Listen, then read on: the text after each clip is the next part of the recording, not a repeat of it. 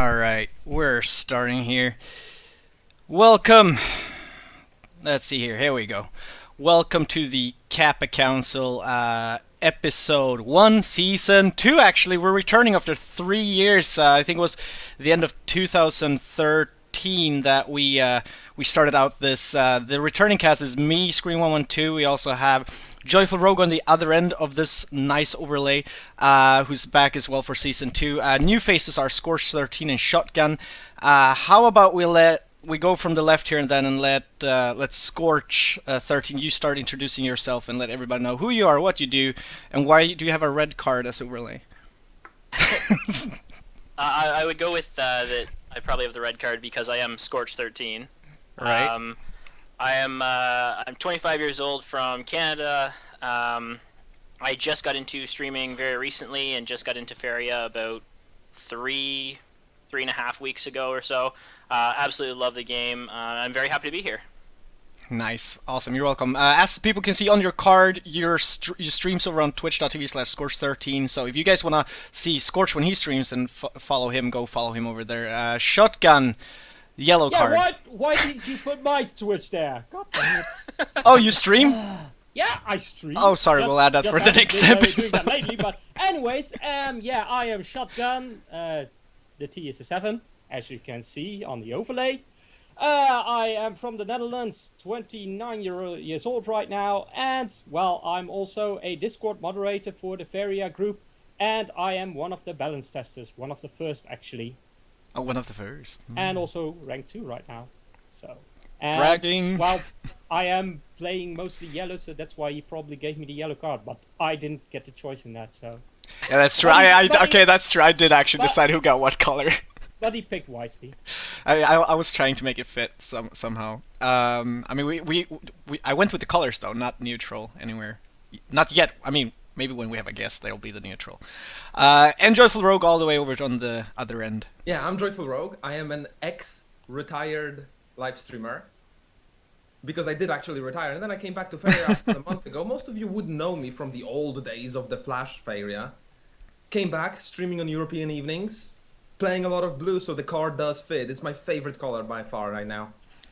Yeah, I think you were blue in the old... yeah, as well. And I am also much older than I look.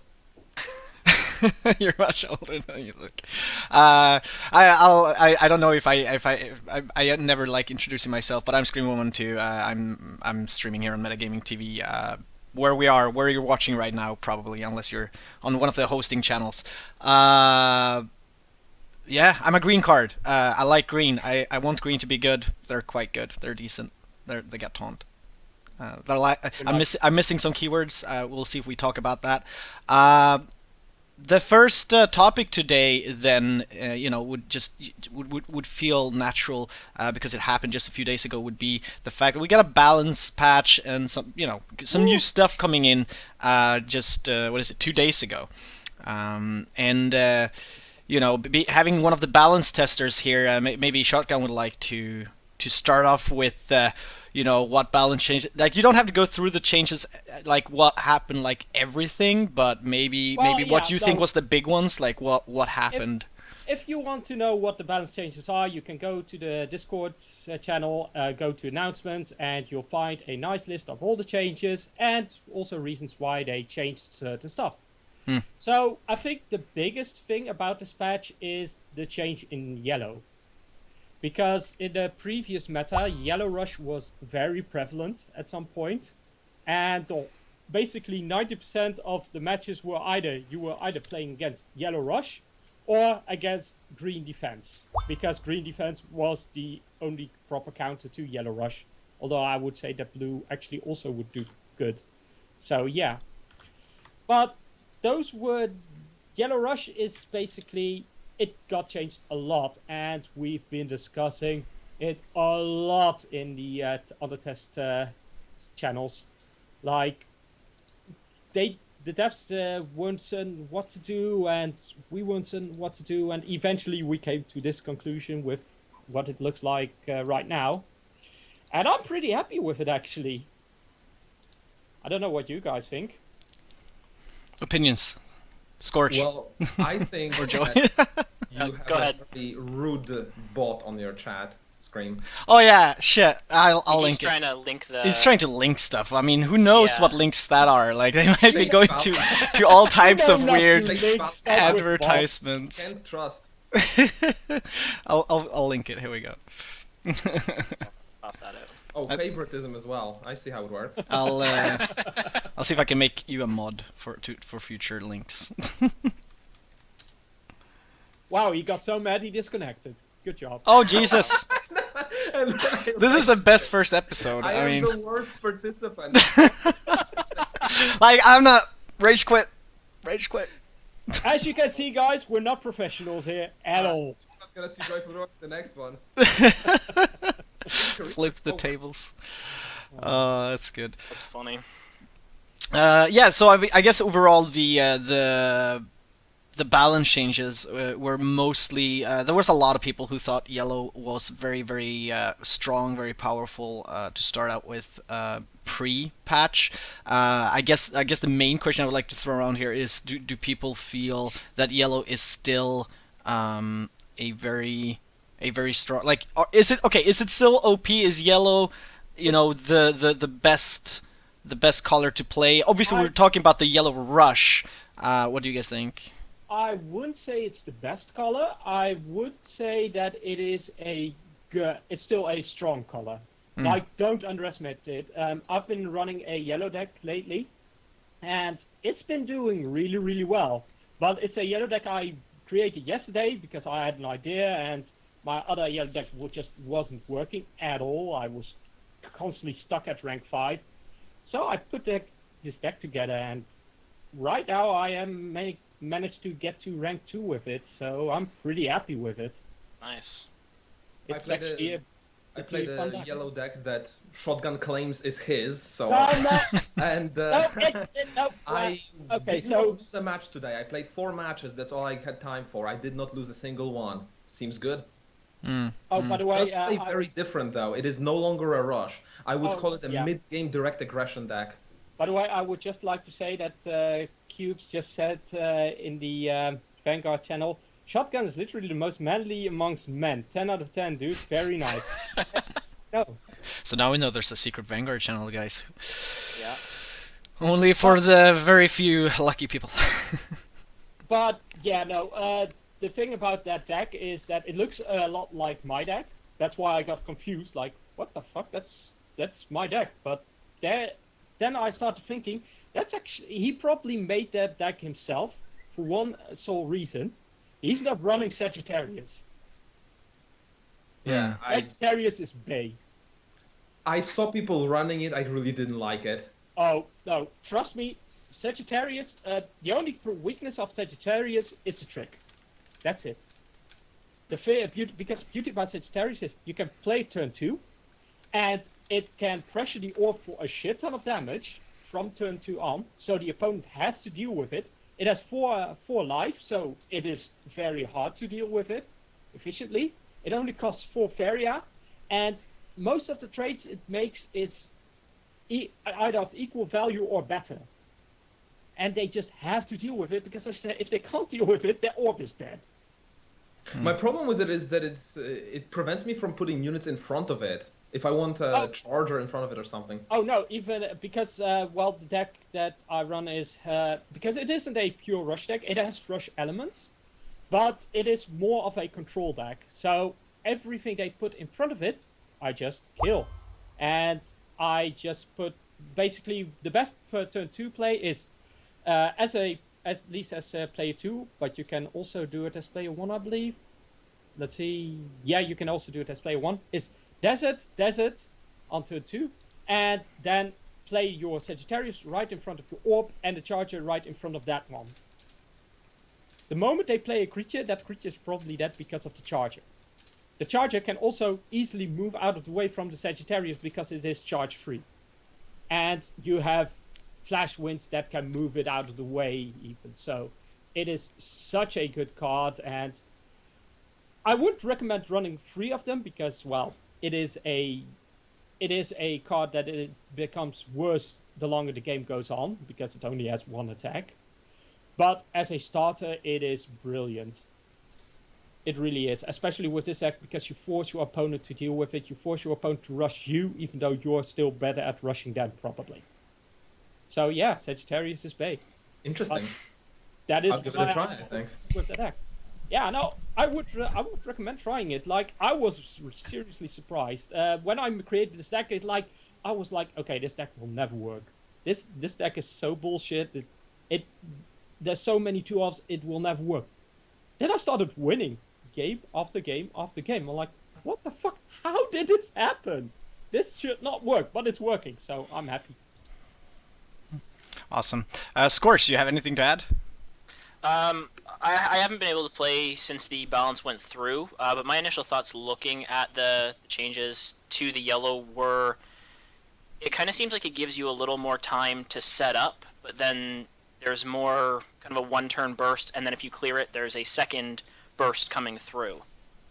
So it kind of seems that you have a little more time, just because you're not under as much pressure. With something like Kalim's follower goes down to 2 instead of 3 now. So, you know, that hitting you twice, you end up kind of with an extra turn of life. Yeah, so the idea behind this, because we've been discussing this a lot, the problem with Yellow Rush was that it was too punishing.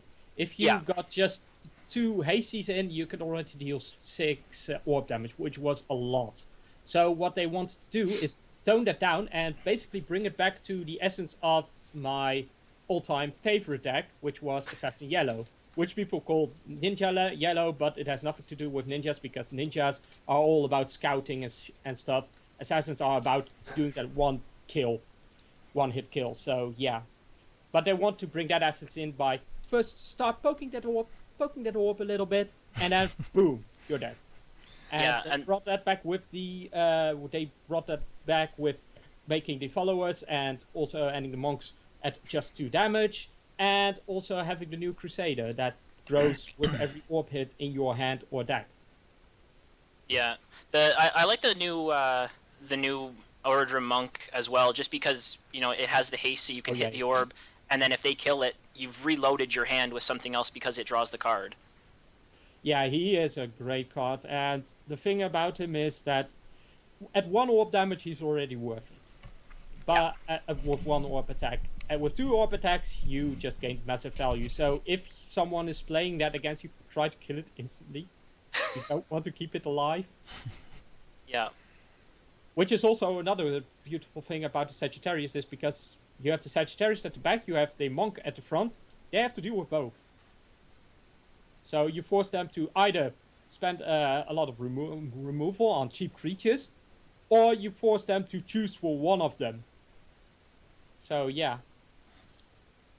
Good combo, So right? yellow is still pretty solid with I'd its say, well, rush and ninja tactics. I would call it less of a rush and more I- of a direct mid-game aggression. Yeah, it is a very mid-range deck. It's mostly about control and poking the orb.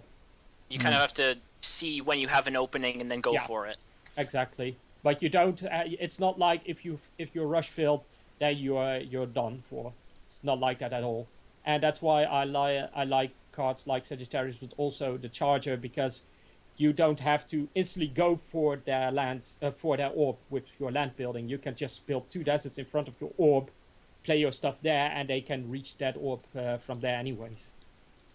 Only problem is, well, the Valiant lands can stop it. So with the current meta and everything, do you think yellow is it still too good, or because it's very popular? Like, you meet it a lot. It is popular, but I don't think it's too good. I wouldn't say that it's too good like it used to be. Yeah. The thing I would is, say it just has a strong place in the metagame amongst other decks. because I think that there are 2 stronger decks out there. And we'll go there. I think we can go there right now with blue, and for me also red. And I think most people can agree blue is very ridiculous right now. Oh, I was saying that a few days before the patch. Oh yeah, I've always been saying that blue was a really good color because it's so adaptable. But people, it was also not an easy color to play because you could do so much with it. Isn't it that like my take on this, the meta, the balance, and stuff like that is that while Faeria as a game is still young, and obviously we're gonna see a lot of more balance changes, way before it gets released this summer. Is that what I meant this summer is that for those watching, actually, September is the aim on the Steam store page for the release. What I meant is there are going to be a lot of changes during the summer. I don't want people to be like, oh, it's coming out this summer. I was like, shit, that sounded like that.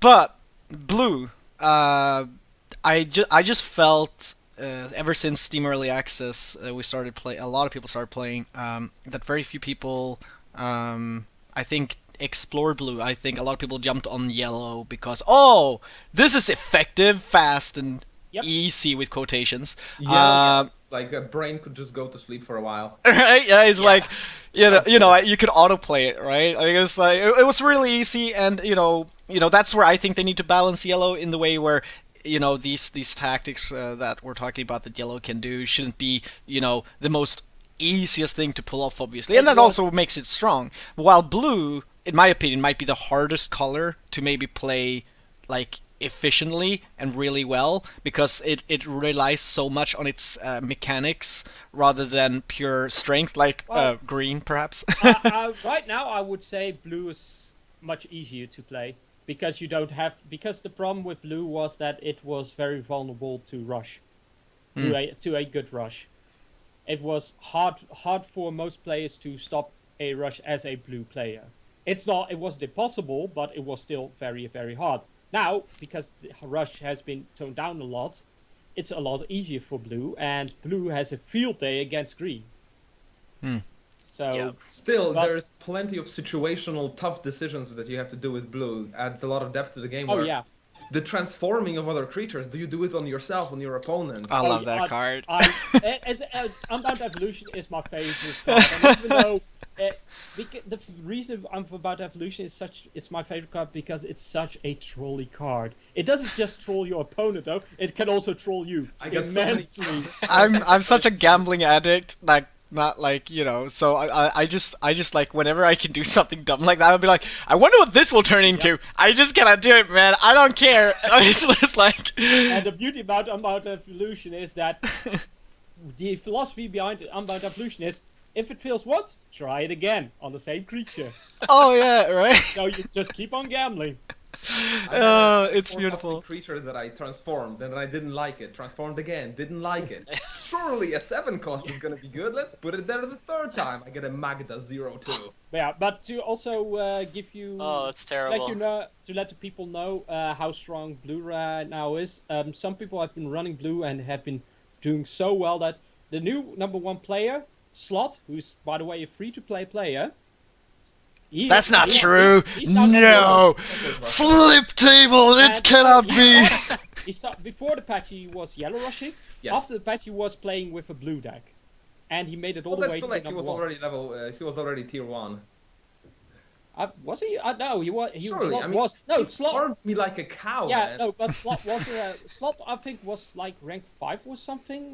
Because I faced him a couple of times, but only against his blue deck. He won like 7. My question is, how free to play is he? Like, has he spent a lot of money on booster packs, or has he actually not spent money? I don't think he spent any. Well, I don't know if he's a Kickstarter backer or not. So if he got the extra. Oh, the extra 30. Yeah. I do know he played from like morning till evening, all day long, every day. Oh wow. I guess if you have the time to play. Take less time, earn more money. Yeah. But if anyone here who's a free to play player are like, yeah, no, this game is so pay to win, blah blah blah. Well, someone managed to do it. Okay, I'm not sure I'm right, but on this council there might be one who's free to play. Yay! I knew it.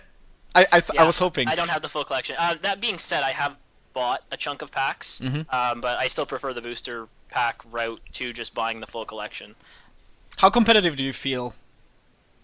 I feel enough. Like, I mean, there's games that I lose where I feel like it was a good game even though I lost. There are some things with decks where I wish I had certain cards, and now that crafting's available, that'll definitely change. There are decks that I want to make better. There are decks that I want to build that I just don't have the cards to build. But I still feel competitive in the games that I play. Even when I lose, most of the time I feel like it was still a good game. And I still, learn things from it. Yeah, because I've been watching your streams and you do surprisingly well with what you put together. And I sometimes feel like he has one of that and one of that and one of that and one of that, and I'm like, and how the fuck does it work? Generous to players who have only one of a certain card. It's Yeah, I could never do it. I could never do it. There's so many good decks. My desert deck right now has like one flashing wind or something, and I just seem to pull it most times when I need it. You gotta run free, mate. You gotta run free, especially if you have charges. I don't know, I just threw an example, probably have 3. But when I was playing my 2 deck, I had only one Shifting Tide, and it was just enough. I just kept it around until I needed it. It actually works in Faeria more than other games. Yeah, I mean, especially when you have one-ofs in your deck, you know that you only have one, so you really focus in on, is this the optimal use of it? And if it's not, then you don't play it. Even though it could be a good play if you had more in your deck, you might not play it at a certain point because of that. Yeah, the thing about one-offs is you only put a one-off in if it's a card that is only useful for a certain situation. Or a card that might be a big creature that's very expensive, or you need to build up. Like, for example, I'm only using one Crusader at the moment in my deck, because I don't need more. The moment I draw it, I'm like, okay, good. But in case I don't draw it, I still have 2 Colossi and I have a Dragon. So you don't always need more of a certain card. But the nice thing about having multiples of the same card is, well, consistency. All right, so all these terms being thrown around, people like, oh, free to play when buying packs, but I mean, so do you want to classify it as 3 things then? Is free to play when people don't buy booster packs with real money? Is that the true? Okay. Yeah. All right, and you bought with money scores, right? Yeah, I did. Okay. I bought a chunk. So you're not a free to play player. Oh, you know, you're so pay to win now. Hey, And then I guess then you have those who don't go for the full collection but still like to open booster packs and kind of opt in to buy a bit here and there, because you get a lot of boosters though for not very, I mean, for not as so much money. Like, it's pretty. I think this. I'm trying to remember what the cost was in Hex and Spellweaver, but I think this must be the cheapest From game. what I heard, it's twice the value of Hearthstone. So it's twice. Like, that's that's still pretty good then. Like, that's cheap. And people keep telling me and posting screenshots of like how they pull pretty good cards.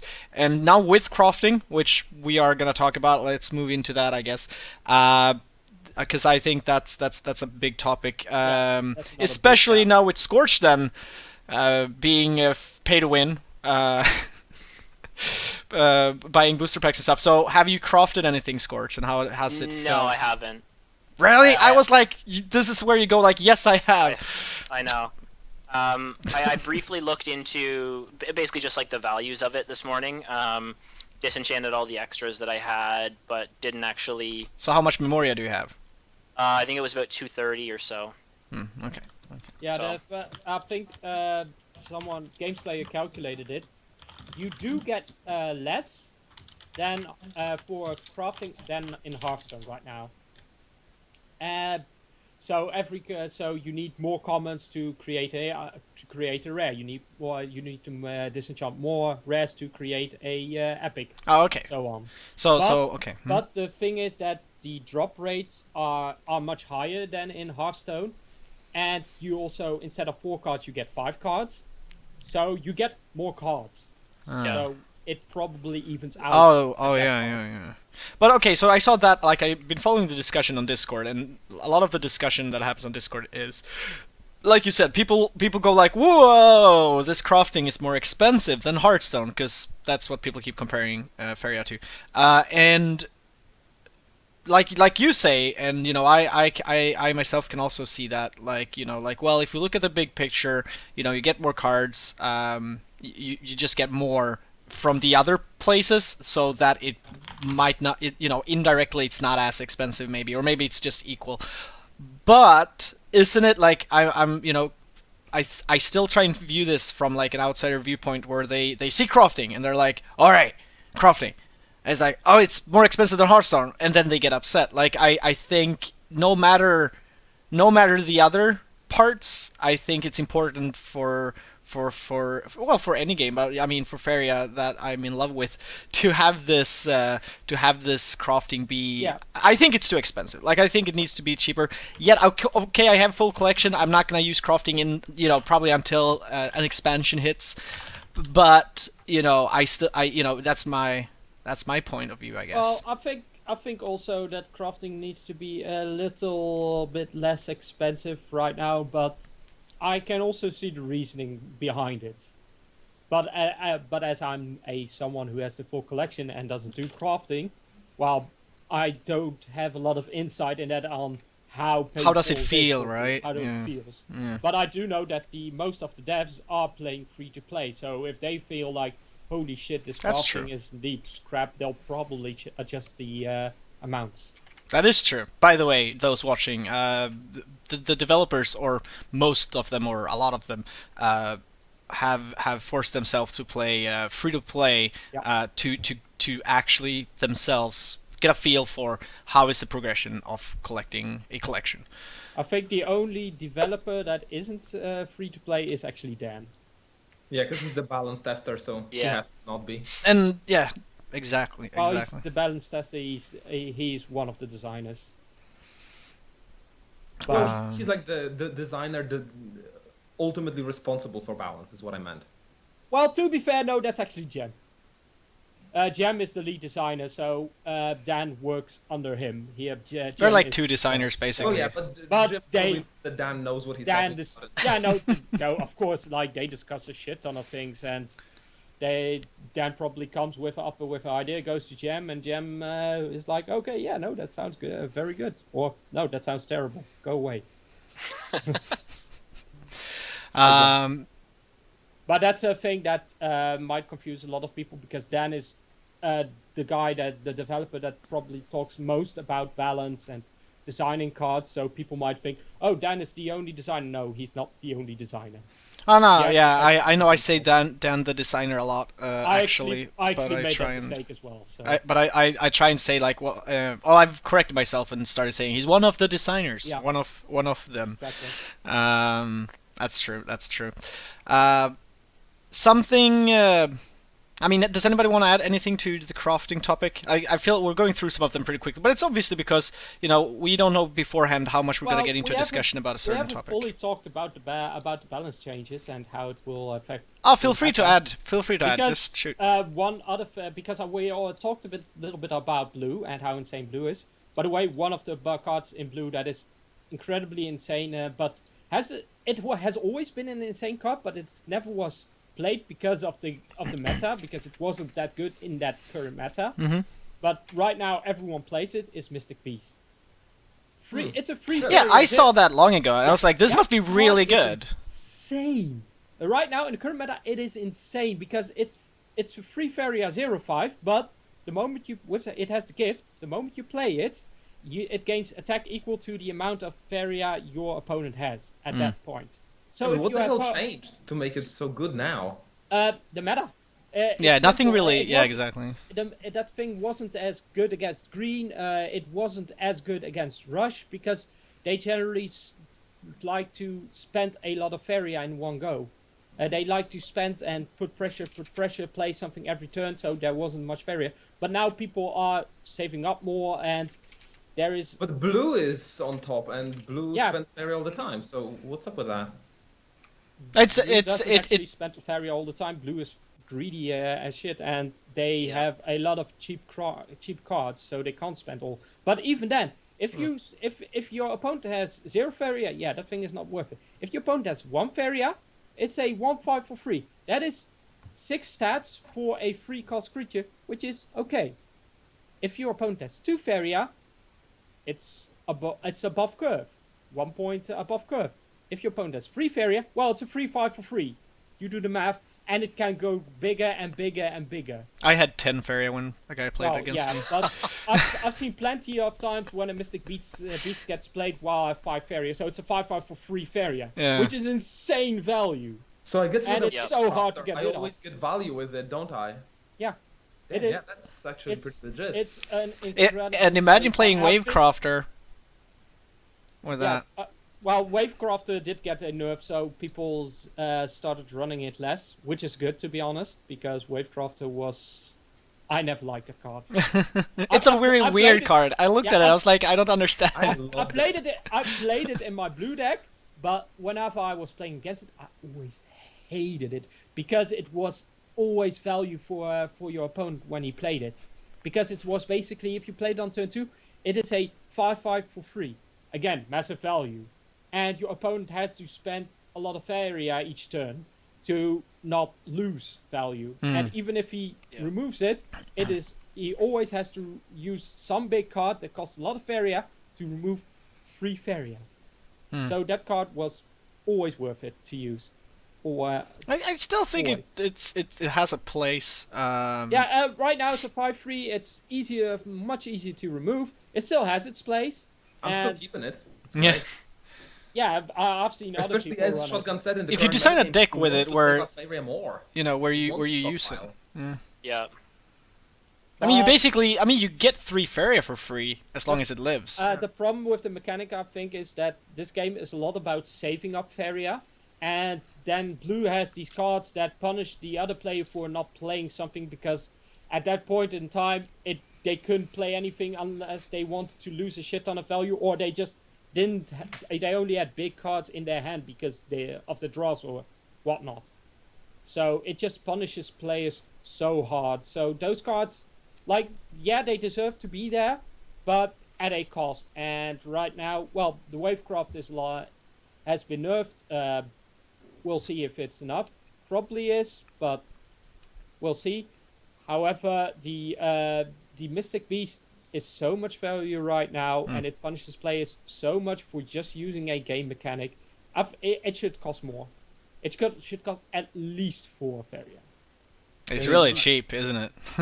Yeah. Also, I did boost to it quite recently. yeah, what you can also do as a blue player if you're going second is, okay, your player, or no, if you're going first and the other player is going second, the player that's going second probably can't play a card on his first turn unless he has a human card or unless he has a card that requires 1 special land that he can somehow play on his first turn. If he doesn't have that, you automatically have on turn 2 a 3/5 for 3 Faeria. So yeah, it punishes players way too hard, so it should cost more.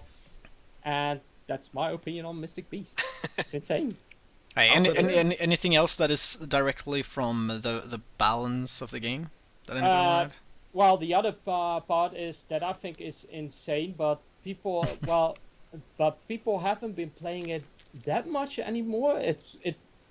People started playing it and then suddenly stopped playing it, but that is red. And I there see are two- red, but I often see it. I mean, obviously not mono, not much mono. but- No, the mono deck is the Blood Rush deck, which is a red rushing deck, which is very hard to stop. And the thing about that deck is that I've never actually seen it, I think. there were some people, actually mostly testers, that started running that deck because they were like, well, we're going to punish some people now because they probably don't expect see this coming because everyone is playing blue. Bam. People they started winning and winning and winning. So yeah, but Blood Rush is really, really powerful. But the other thing that I've noticed is Vicious Control making a return, and it's stronger than ever. Which card really, did you say? not card, Vicious Control. Vicious The deck. Control. Oh, Vicious Control. red- Oh, sorry. red, Yeah, yellow yeah, deck. yeah. Because the thing is, Devouring Plant has been buffed again since the patch after it got nerfed. And before the nerf, when Vicious Control was a very popular deck, nobody was running Devouring Plant except for me and a couple of other people who actually knew that that card was insane. So we Dan and the others nerfed it preemptively because we all knew that it was an insane card. Then nobody nobody played it anymore. Not even the people that used to play it. And now they buffed it again to make it, well, it's a buff and a nerf, so it's got down to 5 from 6 to 5 health, which is a small nerf, and it now costs 2 Faeria again, but 1 extra mountain. But that mountain, who cares about it, really? But it's a card that against yellow can't do anything up against it. Literally nothing. The moment you are playing against a fish control deck and you're playing yellow, and they place that thing next to your creature is probably dead. If you're playing a rush, if you're playing a rush deck, they play it in front of the orb. Good luck getting rid of it. Even if you play a creature that has a lot of attack, for example, the Lord of the Wastes, which is a great rush card. Even if you play that, chances are he'll just get flame bursted. So then you just lost you lost 5 Faeria probably, well 2 actually, but you lost 2 Faeria, and that thing is still in front of their orb, and you can't hit their orb at all, because all your haste creatures are so low on attack, and you need at least 2 haste creatures to kill it, and with 2 haste creatures I mean 1 haste creature having at least 3 attack. Yep. Being the Wind Soldier, Wind Rider. It's Wind Rider, right? Yeah, Wind Rider, which is now which now dies at the end of your turn, and the human card that just got the Freedom Fighter that just got nerfed to 3 health. All right. The thing I'm curious about balance. They need a war, like Yellow Rush needs a wall breaker, and they don't have that right now. So hence why pure Yellow Rush just doesn't work, because the moment they play a Devouring Plant, you probably lost 90% of the time. Oh, there you guys have it. Everybody watching this podcast started running red. I guess Vicious we're is running Giants Vicious and is strong. big Crusaders now. Oh, it is. By the way, it is called Wind Soldier. The card names constantly change. I mean, right now we have the Windstorm Archers and Windstorm Chargers. They used to be called Zal Archers and Zal Chargers. The Devouring Plant used to be called Giant Drosera, and even Dan and Jim still calls it a Drosera. I don't even care. People still call it Drosera. So yeah. Me and Kodom would really like to hear about the new Blue Dragon. What do you guys think? Because it looks so bad to me. Oh yeah, the Blue Dragon. Yeah. No, the Blue Dragon. It's not the best dragon, but Again, my gambling wants to play it. Like. I think it's the most fun dragon. Yeah. It is the most fun dragon. At least it's the fun dragon, not the best dragon, but it's the fun dragon. The best dragon is the fun dragon. I mean, yeah. Has anyone tried it yet? Like anyone? Everything from me up. Yeah. But it also transformed my opponent's units into something cheaper. Oh no, that was one of the ideas, but the problem is that would be insane. Yeah, that would actually. Then it doesn't matter what you get. Then it's actually no good. One plays because it's not fun. Oh, people who play fun decks play it. So yeah, people who play Day of the Dragons play it. So what do you guys? Oh, that's true. So what do you guys think about the dragons overall? You happy with the effects they have? I think the yellow dragon is a little Except bit... the blue. Well, no, the blue is the most fun. Green is pretty strong, but unneeded in that deck. Red has also a very powerful effect. Oh, it's stupid powerful. Who runs Flamestorms? Nobody. Because generally it's too expensive for the effect it has. Actually, it's hard to get proper value again. On the high end of the ladder, people know not to overcommit against Mountain. Exactly, especially if they know that Flamestorms are being run. But the strongest by far is the yellow one, and I think that one needs a nerf in the sense of, and what I actually suggested, is an choking sands effect, but instead of 3 attack or lower is 4 attack or higher. I agree, actually. That would make it it would still fit the yellow theme. It would nerf it, but it wouldn't make the dragon Keeps useless. it 6. I like the idea. Like I like the idea. Yeah. That's an interesting idea. All right. So dragons. Day of the Dragons. Is the Dragons? Why is it so shit? Yeah, because it's so expensive. Because it's not supposed to be a good card. Yeah. If you ask people Kripparrian, pay good money for development time.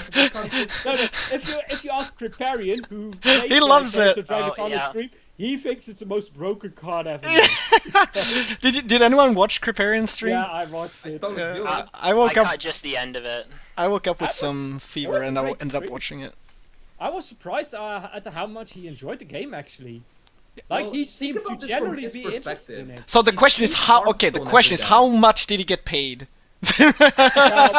we'll never know that number, but Yeah. he probably got I could paid a estimate. decent amount. But I do know Crip, Because the and more dollars, the when he- happier I am with this. Because I know Crip, and the moment that he has to do a promotion stream, he'll voice his opinion on a game if it's good or bad. Mhm. Like he's very vocal. Oh yeah, it about didn't He's feel like a constantly paid saying, promotion. Even after the stream, even after the promotion, he was like, "Yeah, no, I'm going to come back to this game."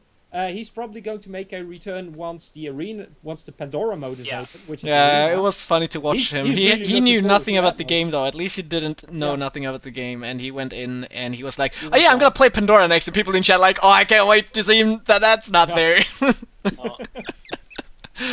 Oh, Well, Like, okay, but that's another he- topic that we could just nicely do, which is, do you guys think? I mean, okay, Crip is one of many. If you're watching this now or on YouTube later, Criparian is one of many streamers. I think most of them, if not all of them, has been Hearthstone streamers, who has been in some way, encouraged to play the game and I guess promote it, but to play the game and show their experience with the game. Do you guys know the names of the others that done it?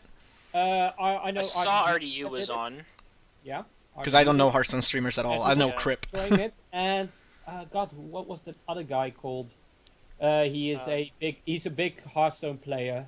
Is Colento gonna be on or was? Oh, he was. Oh, Colento, I think, was, it yeah. was. Yeah, it was Colento, but Yeah. Colento looked more like very chill, laid back. He didn't really seem excited. He kind of seemed. Someone told me he always looks like that, but I had never seen his Yeah, stream he, before. he does look Sometimes like that. So it's probably just are him excited. being him. But people were in the stream saying "Oh man, he's falling asleep with this game." But that would be if you haven't seen his stream before, because people Yeah. told me he looks like that always, like that's his thing. I don't know why people watch him, but he probably is very good, I assume. Yeah, he's a very good Hearthstone player. Yeah. So the question to throw around the table here then would be, like, what do you guys think about streaming promotions? Things like that. Like, having streamers come to promote your game.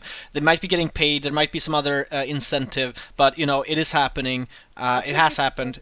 I think it's very good. How about I we? Yeah. Oh, sorry. Yeah, the only thing I think is that it was maybe a little bit too soon, because not all the base features have been implemented yet. Like Crip started when there was no crafting, Yeah. just a day before crafting was implemented, and there's no Pandora mode. So yeah, I think it was a little bit too soon. But hey, promotion is promotion, and we've seen numbers rise. Even though they're not massive numbers, because people are very cautious, because it's paid early access, but yeah, no, people seem generally interested in this game more and more. So it is working. Scorch, what do you think? I mean, I think the exposure is always good. You had these big streamers with thousands of viewers in, even if it just picks up 50, 100 extra people who, it draws that interest in. I mean, a lot of the chat, when I was watching some of them, was just the trolling, this isn't Hearthstone, or is this the new expansion of Hearthstone? So, you're always going to have that, but the exposure is always good. Yeah. The funny thing about Crip Chat is that at the start, people were like, "Oh, Hearthstone clone, blah blah blah." The longer the stream went on for, the more people were like, "Ah, this game looks interesting. Where can I get more information about it? How does this mechanic work? How does this work?" People started to get more. But also the trolls kind of get flushed out eventually. Like it's not fun to watch a stream for 12 hours just sitting there spamming. But that's Hearthstone chat in a nutshell. Yeah. It's What do you think, Joyful, about Hearthstone streamers coming in? All right, so here's my take on the topic. Oh, you're the streamer. It's expensive. It costs money, like hundreds, not tens, but hundreds, if not thousands. So it's a big investment in marketing, and sure, it's a game company, right? Abrakam. They have marketing budgets. They can afford it. It's as much of an investment as people who would be running Google ads, for example. But the thing about an investment like this is it needs to be optimized, and it needs to maximize its value. In terms of how Criparian did it, I believe the value wasn't maximized because, first of all, as you mentioned, the timing was wrong. If he streamed later, after Pandora was in, after crafting was in, then at least some of the concerns people had about progression being too slow would have already been answered by the crafting, for example. So timing is very important. The other thing that's very important is proper communication of the game. Sure, exposure is good, but how do you expose the game to the viewer base? Because Kripparrian, you may have noticed, is not really known for answering questions from his chat. Hey, his chat is known for not being readable. Yeah. So Although there I are have to, people who I are have interested in Faeria who actually are incapable or of even getting information about it. So I think to maximize that investment, what the Abrakam team could have done was they could have provided the streamers with more tools and instructions, maybe even within the contract itself, to provide proper, accurate information to the viewers through chat commands, through the chat commands included in the title of the stream, through maybe even an overlay on the screen as the stream is being presented. Like there could be an information running across the screen as the game was being streamed about the most important concerns of the game, or maybe inviting to the Discord channel with a short link. The way the game was presented could have been very much optimized, and I did my best.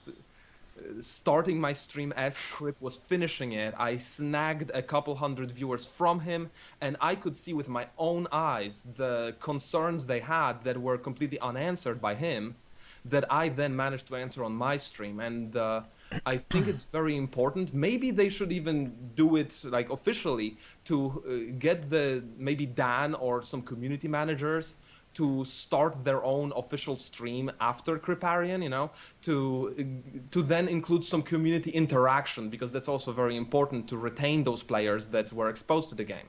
Yeah, I think Also, having there's a official risk channel that would if be you good. don't do it, if you don't properly invite people to the game and answer their concerns, you risk having a lot of people get the game, but then it lowers your Steam review score as they misunderstand some concept and say that they had to pay for a free-to-play game, not even knowing that the game is going to be free-to-play because it wasn't properly said. Yeah, by the way, there are two things. One, I do have to respect Kripparrian because he does manage to pick out some things from the chat. He actually does like read some things that are in the chat. He does all the read one spam, line in which is, 1,000, that's like, true. I think it's impossible for most other people. I don't know how he does it, but he does it. I think he hired someone to just sit next to him and point some. Maybe his wife, or girlfriend. I don't know if it's his wife right now. But anyways, the second thing is that the link to the Faeria site actually broke during the stream. I saw that at the end of got his. overloaded. Koludom is a genius. If Kripparrian was, if it was negotiated with Kripparrian that he makes a video about Faeria after his stream, and then he answers every concern to all of his viewer base, genius.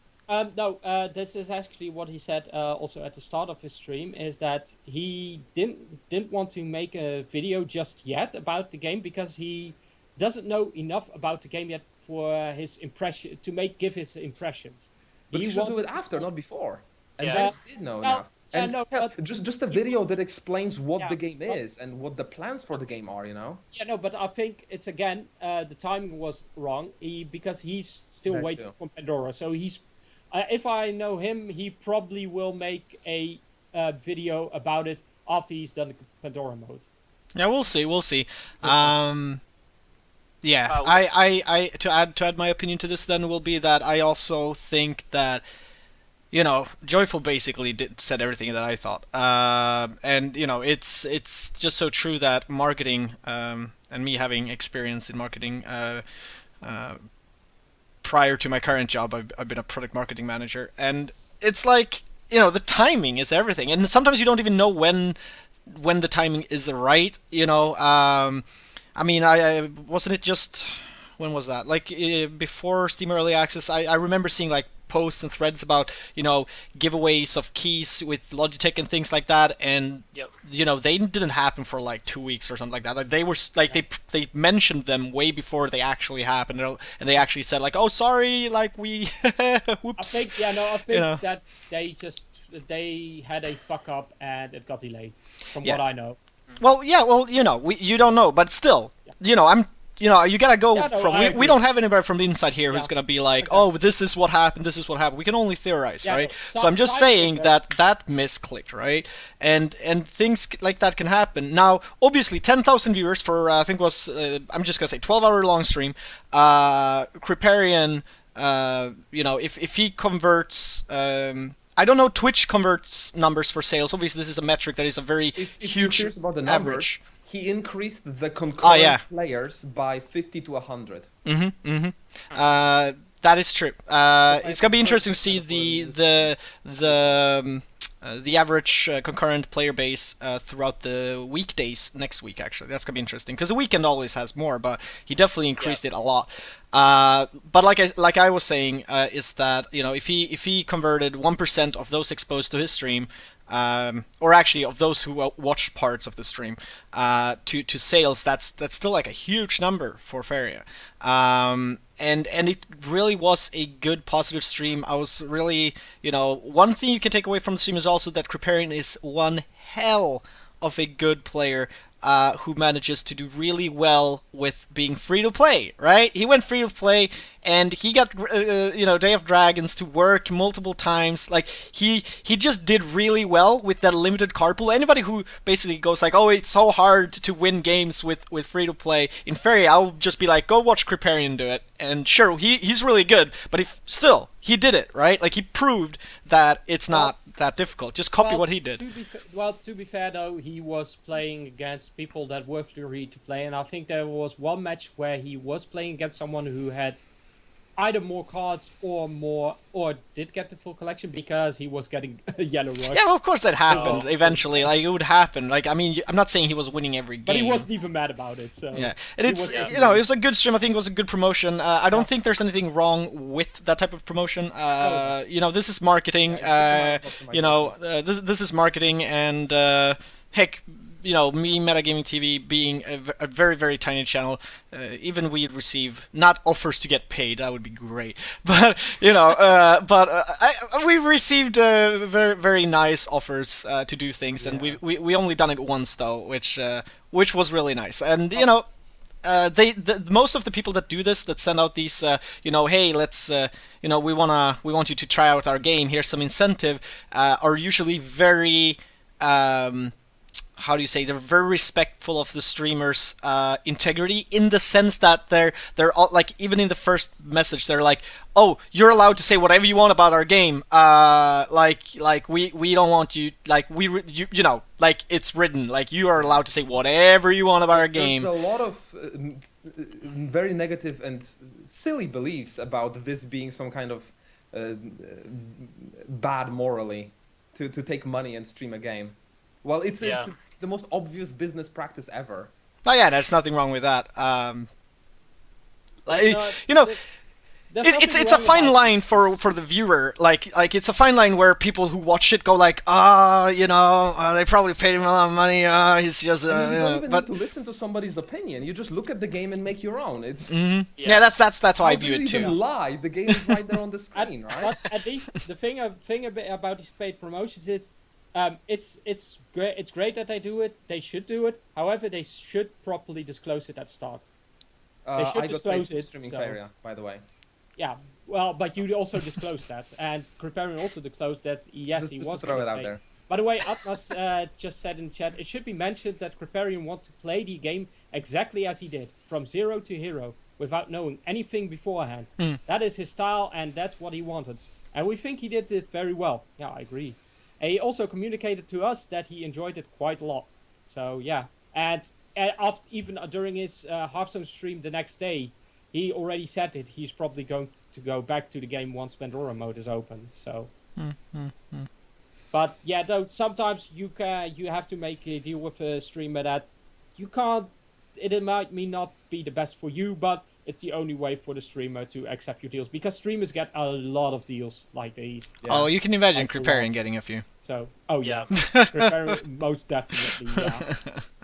But I think it's good. I mean they focus on Hearthstone because it's at least a game within the genre. You know, you know, like it would be odd if they went like, here's the Call of Duty player. We want him to play our game and show it to the Xbox players who can't even play the game. Well, yeah, it's a good idea.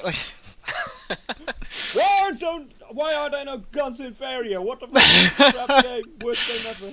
You know, so it's you know, that's not I'd a much problem. rather the money to go to a streamer than to Google, you know. They have enough money. I'm actually happy. I'm not sure if they've done. Does anybody know if they've done any YouTube promotion yet? Yeah, they did do YouTube promotion. Yeah, they with paid me Cursed. to do a tutorial. Kappa. Oh, Kappa. Okay. No, but was no, like, what? you know that tutorial. Curse.com, which has a YouTube channel, did Oh yeah, Curse did a video. Yeah, I that's saw true. Curse had it up. only. This is kind of funny, because when they did the this video is sponsored by Faeria, and then at the end, like, okay, click here to go to this Faeria link, Faeria videos, watch this trailer. They linked to the trailer that it was from 2013. Oh my Yeah, shit. And Yeah, they linked to JoyfulRogue's YouTube video, instructional video of said Faeria game in Flash. Oh So, god. yeah, that was a little bit of a fuck off. That's where I'm like, oh great, they paid these guys to do it. I'm so sad they again didn't read up. I mean that's so painstakingly to watch when you see somebody do that, because you're like, did you actually look into what you're doing? Like, Another thing is that went a little bit wrong was the timing. This again came down to timing, because at the one day they had like, yeah, this video is sponsored by Faeria, the strategical card game. And it was a Hearthstone video talking about, I think it was something like Hearthstone Easter eggs in cards, which is fine. But the next day they released the What the Hype Faeria, which they talk about why Faeria is a hyped game, even though it's at the moment not really a hyped game. It's still very niche, not a lot of people know about it. And it was the day after they said, yeah, this video is sponsored by Faeria, so a little people started saying like, oh yeah, no, you're only really doing this video because they paid you to. The tricky part is that you're supposed to disclose it in the first place, right? Yeah. So it's not like you could hide the fact that you got paid for it. If you they should have. I think it's just the fault of the video. format. Like, you're not supposed to hype the game up. You're supposed to just present it. Yeah, no, they should have called it differently. They should have used a different format than What the Hype. That was just a terrible format for this, because it made no sense, and it was so clear that, yeah, they got paid for with this promotion. So yeah. Yeah. All right. Moving on. We are gonna take a short break soon, guys, and continue with topics soon. You want to take it now? Well, let's take it soon. It's too soon. Shaping up to be a 3-hour council then. Nice. Talk about it. God, that was Hearthstone streamers. Oh yeah, we have all this stuff too. Okay, well we okay, yeah, the order of things. Let's do player 2 after the break, because that's gonna be a big one, I think. Yeah. Yeah. Let's keep those two. Let's take a break. We can talk about Krog. Oh yeah. You want to talk about Krog? Yeah. Everyone knows that Krog is love and Krog is life, and all hail Krog. If you want to win the game, well, if Krog saw JoyfulRogue eating this cake in front of him, JoyfulRogue would be 6 feet underground right now, because he's Krog, and Krog deserves that cake. He deserves everything. If we talk more game balance, I'm gonna freaking fall asleep here. Like seriously, like we've done so much freaking game balance shit. Yeah. I mean, okay. Just one thing. I guess we should have this in the first episode. The game does have no chat right now. Yeah. What's your opinion on that, though? Let's start. Again, let's start with Scorch. Shotgun talks a lot. I mean, I think with the way that the Discord channel is set up, everyone's in there all the time, and especially with the developers in there, and like Atmaz and Dan, people like that in there, you can go in and chat. So I don't know if it needs something specifically in the game. I've seen a lot of people talking of like so that you can talk to your opponent, and I don't think that would be a good thing. I think something like the emotes is okay enough, but I think a direct chat is almost like detrimental, like just because you're going to get people who are just going to troll through there. So I don't know if it needs it may have something just to chat with friends, just a basic setup, but I don't think it needs something. I would agree. Whispers to friends and emotes, Yep. so that I can communicate to my opponent that I have misclicked. That is so gut-wrenching. I hate that feeling where he Where you think he's looking at you and he's like, "Oh, Joyful, so bad, man. Why did he?" You need to be able to say oops. Exactly. The only thing I want to say. Yeah. Yeah, no, the good thing about having a chat system is, well, you can talk to your opponent and you can say GG and good luck, have fun, and you can have a nice little banter. The negative thing is that, well, it's the internet and people are, well, people on the internet, and you know how those people are, to be honest. After playing so many games, other games, mini games, PC games, I've come to realize that chat in a game is really not necessary unless you're playing like an MMO, right? Like, cause how often don't I play with my friends already? And we're on Discord, TeamSpeak, Skype, hanging out, talking. So I have the communication I need with those, and so we never chat in game. Like it's and I have Steam. Steam, that big platform that exists. Yep. Valve is the Heard about developer. Yeah, it's pretty big. It has chat. So if you have your friends, on Steam, you can. For team multiplayer games, chat is kind of necessary because you have to have some way to communicate with your team. But if it's a one-on-one game like this, it doesn't. Did you need say a chat. team multiplayer If you game? just ha- I if you just have genuinely imagine emotes, League of Legends can right now see- without chat, and it is a good feeling in my stomach. Yeah, and League of Legends you can actually turn off chat or Yeah, there's- kill people. So There's an back. option for it that you can Okay. turn off. Yeah. yeah, there are options for that. But Yeah. I think emotes in game is enough, and chat with friends. But for me, like chat, bottom of priority. Like I can think of 10 Yeah. other things that I want to see Yeah. before I even see any type of chatting I game. want to see But the emotes- emote system is great. I would love Way to more monetize people. the game, I would really love more people to agree. yell Hearthstone clone. I would love that. It's like- I mean, we all need Rubyfish emote. yeah, no, but it's one of the things where you look at another company, go like, that worked really well, and go like, well, let's Faeria it, right? Like, let's have this be, because I can't wait for there has to be a Yak, the old Rubyfish. Like I can think of a few emotes that I need. I don't care what they Duelist mean. did it really good. I think they should model Duelist Yeah, I never Rubyfish played had a- that. with the had a great stylization emote of it. system. Yeah. So they also do it, like the emote type of thing. Yeah, what they Duelist also has it in the progression system, and Yeah. I think some could be bought. I think in Faeria they should be bought. Oh, some Uh, customized the ones, way, like yeah, no, the way from what because I don't play Duelist, but I have seen people play Duelist. From what I understand is that you have a character and you can progression, do it's those based on how much character you level. emotes, and you can get extra emotes. Yeah. That is like a funny face, like aha, or It wasn't like just that. words like the way that Hearthstone Yeah. does. I think they should be selling Yak emotes and fishing.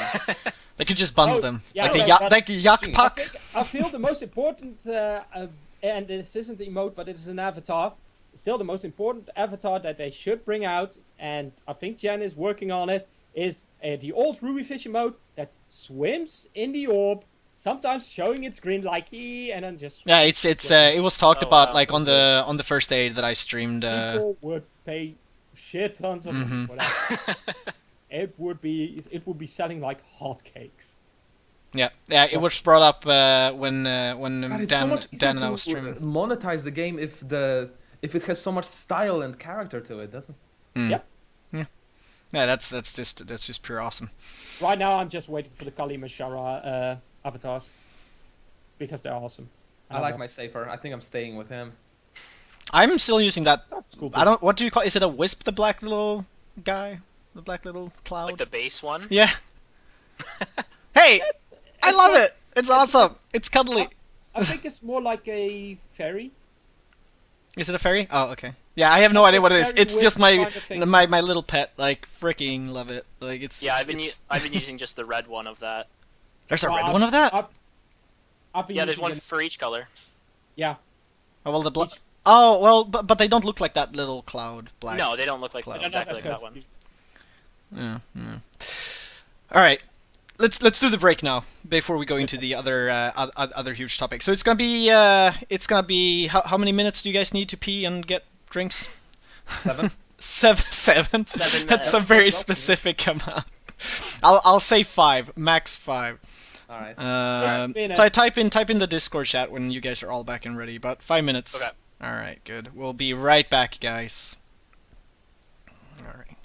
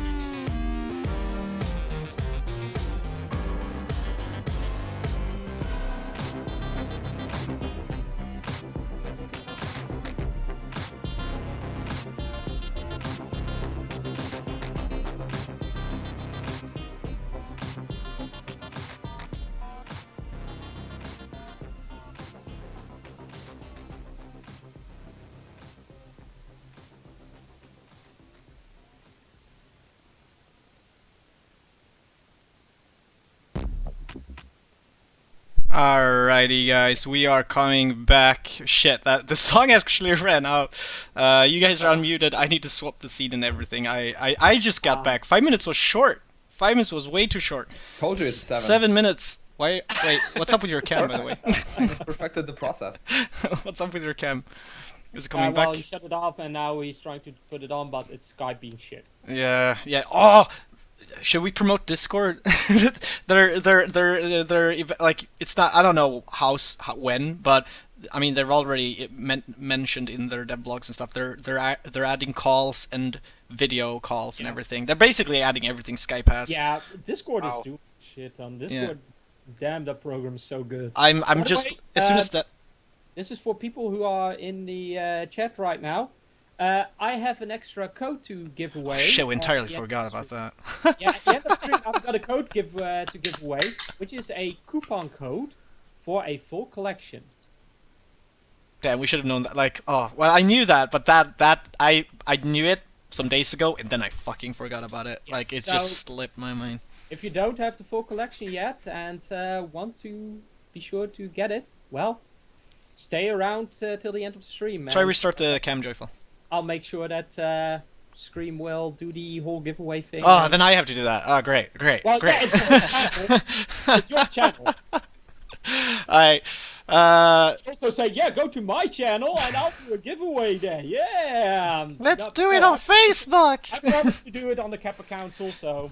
Yeah, we know the screen is still on. I was kind of hoping Joyful would get his cam back on, but I guess, you know. It's back on from my perspective. I need to reconnect, I think. Hey, to I the like this new phone blue itself. card. It's a legendary. It has the Skype loading cam image. It's beautiful art. Well, I guess I'm gonna go away for a while. And, oh, it almost didn't mess up the overlay. The timing of this. But you know what's scary is that he, like, better his now? his picture is so, yeah, there we go. You know, There you go. earlier in For the, me, there you actually, go, I can't see Scorch. It's the Skype loading for me.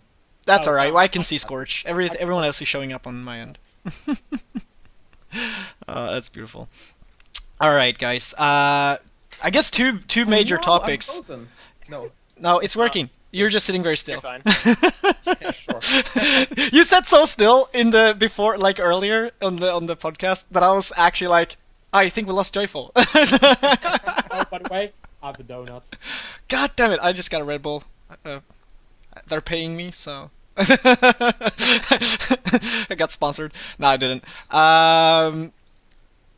All right, shit. I lost my train of thought. Anyway, we're going into the second. Yeah, all right. Now I'm back on thought. Yeah, I'll be. You guys watching the podcast now or later on YouTube, if you have suggestions, ideas, things you want us to talk about, you know, divulge, then just send that in a private message. Well, basically you can send it to any one of us, but send it to Metagamingtv on Twitch, I guess, and I'll throw it into the Google Doc that we have with all the topics thrown together. Tournaments!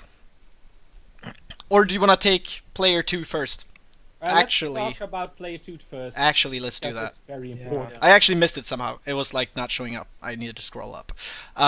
Player 2, yeah, that was kind of it was kind of interesting, like how we made this Google Doc, because we kind of started with like, oh, there's gonna be a patch, let's call it patch, and then it's like, oh, all these things, like how are we cutting this up in slices? But yeah, going second changed in the last patch, and it changed.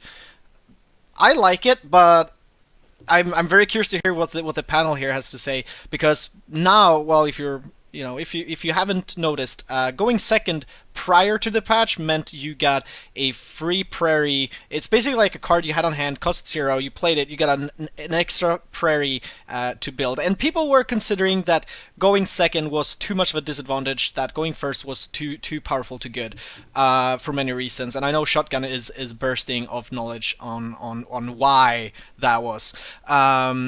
But so they added to this card basically that you're still getting that one prairie, but you're now also getting 2 Faeria on top of that, which as soon as I started playing felt really good. Let's just, yeah, Shotgun, you can kick this off, because you know why does it feel so good for me to get 2 Faeria now? Yeah, no, the thing about the before this change was that player 2 had a massive disadvantage, because every turn he was basically 3 Faeria behind.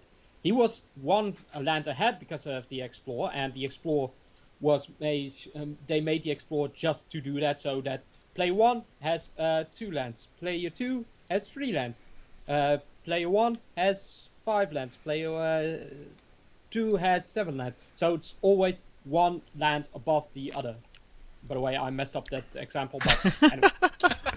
Evan, you know what I mean. You know what I mean. But the thing is that isn't enough, because they're always 3 Faeria behind, and they also don't have the initiative. So player 1 can play a creature on turn 1 or turn 2, and can use it the next turn. While player 2, when he does it, he can't use that creature yet. So player 1 always has the board advantage at that moment. And the thing about it is, on the test servers, this wasn't a huge issue yet. Like, the meta developed was in such a way that we didn't really care, we didn't notice, it wasn't rush heavy. So, yeah, we didn't, there was no problems there. But when it went on the live servers, what happened was that a lot more players played. Yeah, no, a lot more people played, but a lot more people played a certain matchup where the player 1 advantage was so massive. And you can already know that in rush matchups, going first is so important, because you get that initiative, you get that free Faeria first. So what they did was they added 2 Faeria to lower the difference between player 1 and player 2. And the problem is that I think it was like, the problem was that it needed a 2.5 Faeria, and they're using the Explore for that. So it might not be perfect, but it's damn close. And they rounded it up. Yeah, or it was around 1.5 rounded up. I forgot a little bit about the discussion, to be honest. But yeah, I think it's working really well. The only thing is that they need to balance cards around the possibility of player 2 being able to play 4 and 5 cost cards on turn 1. And if they're playing a human card, they can already have a creature in the middle of the board that's 5 Faeria, like Waryak, for example, which can be quite significant. So they need to still balance a couple of cards. Probably Elementals needs to The be ancient touched upon. Kappa guy from Water is a 5 Yeah, cost. also that, yeah. They did change some cards in that respect already. So, Like, for example, the Dune Drake got changed to deserts, mainly because of that player 2 advantage. Otherwise, yeah. But so Shotgun, do you think that so you're not, the current version isn't what, like, you would like to see some more changes to it? no, I think now that I've played with it, I was skeptical. I was probably one of the biggest skeptics in that when people suggested. I was actually suggesting 1 Faeria and 1 extra card, but they didn't feel that was enough, so they went for 2 Faeria. I was very skeptical, but right now it's actually working. Yeah, it feels really good. As player 1, I never feel bad about being player 1. As player 2, I never feel bad about being player 2. That might change in later, but right now I'm all fine with it. Yeah. I feel extremely good about being player 2 when I'm playing my events deck or with a charger. I think that perhaps this extra Explore card should not favor those event decks, because they're already so favored. If you look at the Charger, if you look at the Triton Lancer, then they are already the most popular cards of their colors, pretty much. But that was, like, event decks always love to go second because the Explore was an event. But the thing is that they can't really change that fact because of consistency and of player confusion, especially for new players. They're like, well, what if this isn't the event card? What card is it? Yeah. They wouldn't know, so they would have to make a special card, which is kind of more difficult. But I mean, some decks would always prefer to go first, and some decks would always. Yeah, you can design a deck to use So- that. To use that going first, second And thing. only in the mirror matchup does it really matter. Yeah. So Scorch, if I understood you correctly, though, you hadn't played much since the patch. No, You've been away this I weekend. haven't played since the patch went up. Yeah. How did you feel before the patch, you think? Going second compared to going first? I mean, definitely a lot of what Shotgun said. Like, you're always behind on Faeria, so anytime that you're making a play, your opponent has the advantage, either by having more Faeria or by already having board control. So whatever you do, they're able to answer with more than what you have to answer their plays.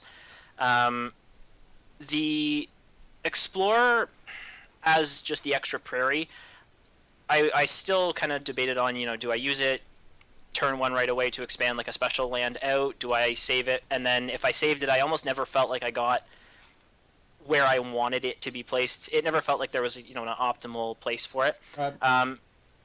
Since I haven't played on it, I'm almost wondering if it's not worth keeping in hand now. Just play it, even just to have the extra 2 Faeria pool start building up. It was always worth it to save the explore unless you were getting rushed or unless you were rushing yourself. I also agree from the high level standpoint. Yeah.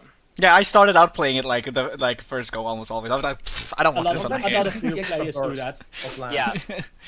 I'm the new player.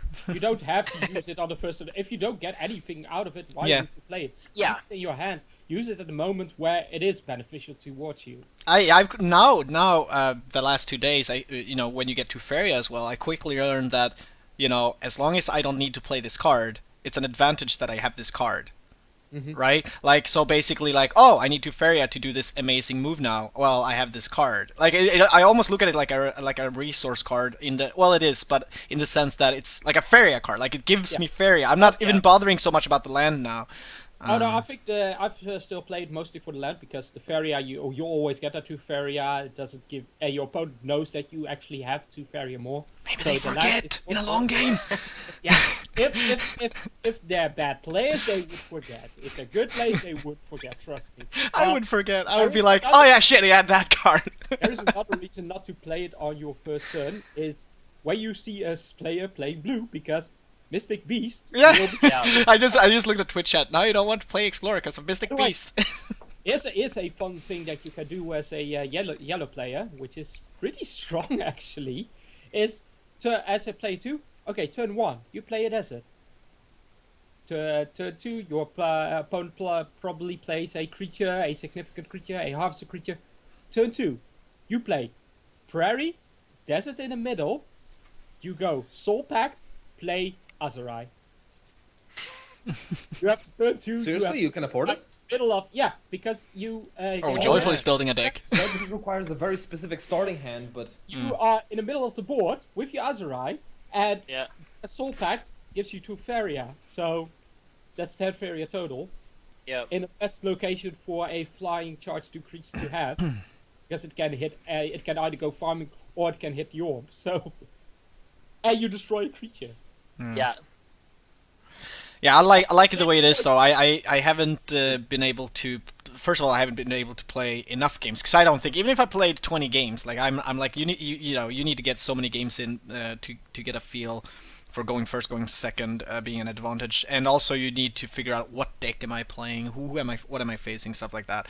And I trust the devs are looking, like you said, it wasn't something they noticed so much about in the internal testing because small player pool, small testing sample, but when it goes into the wild, the huge player base, then you quickly get the data. Like they can just look at data and go like, well. It was 35 to 65. Well, that's why it took so long for them to actually do something about it because they needed more information on what's the win percentages of players go first and going second. Yeah. They need to gather that information. At one point, they were like, okay, we got enough information.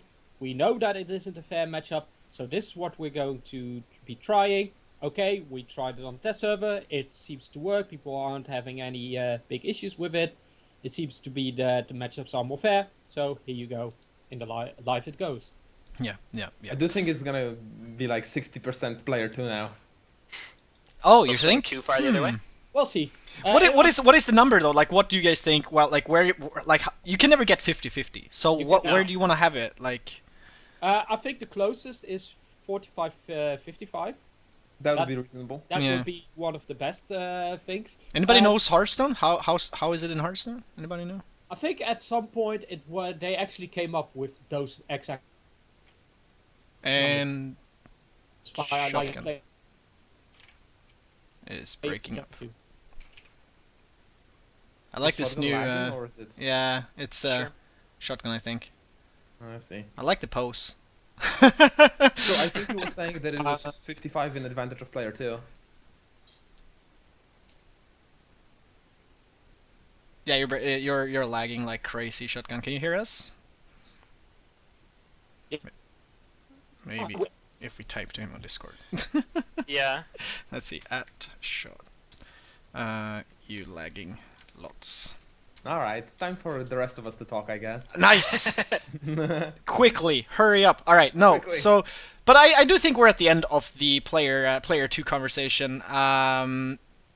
In its current form. Like, I mean, if they change it, we'll talk about it again, obviously. I predict that they will tone it down, but it's okay to do balance changes that way in early access. I think it's a Oh very yeah. It's also, in my opinion, more okay to do broader wipes, do bigger changes in early access now. To sometimes see, okay, if we do this, how much does it swing the other way, and then tone it down a little bit, right? So that's more okay now. As that's one of the things with early access. I'm kind of against. I'm one of those who's like, oh, early access. That's like the new plague. It's the new open beta. It's thing, right? And it's but at least that's one of the things which it's for, is for them to change things. And be able to go like, well, we're changing things. But then you also gotta be changing things more rapidly. You can't change things and be like, oh, we're gonna wait a month and be like, see how it goes. You gotta be there every week to do at least something, I think, to just watch it daily. All right, you're moving again.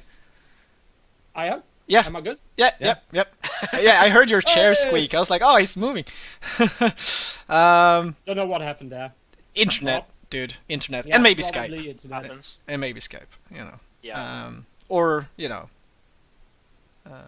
the fairies. So we don't talk about the tournament screen. So yeah, let's go on to that. Tournaments. I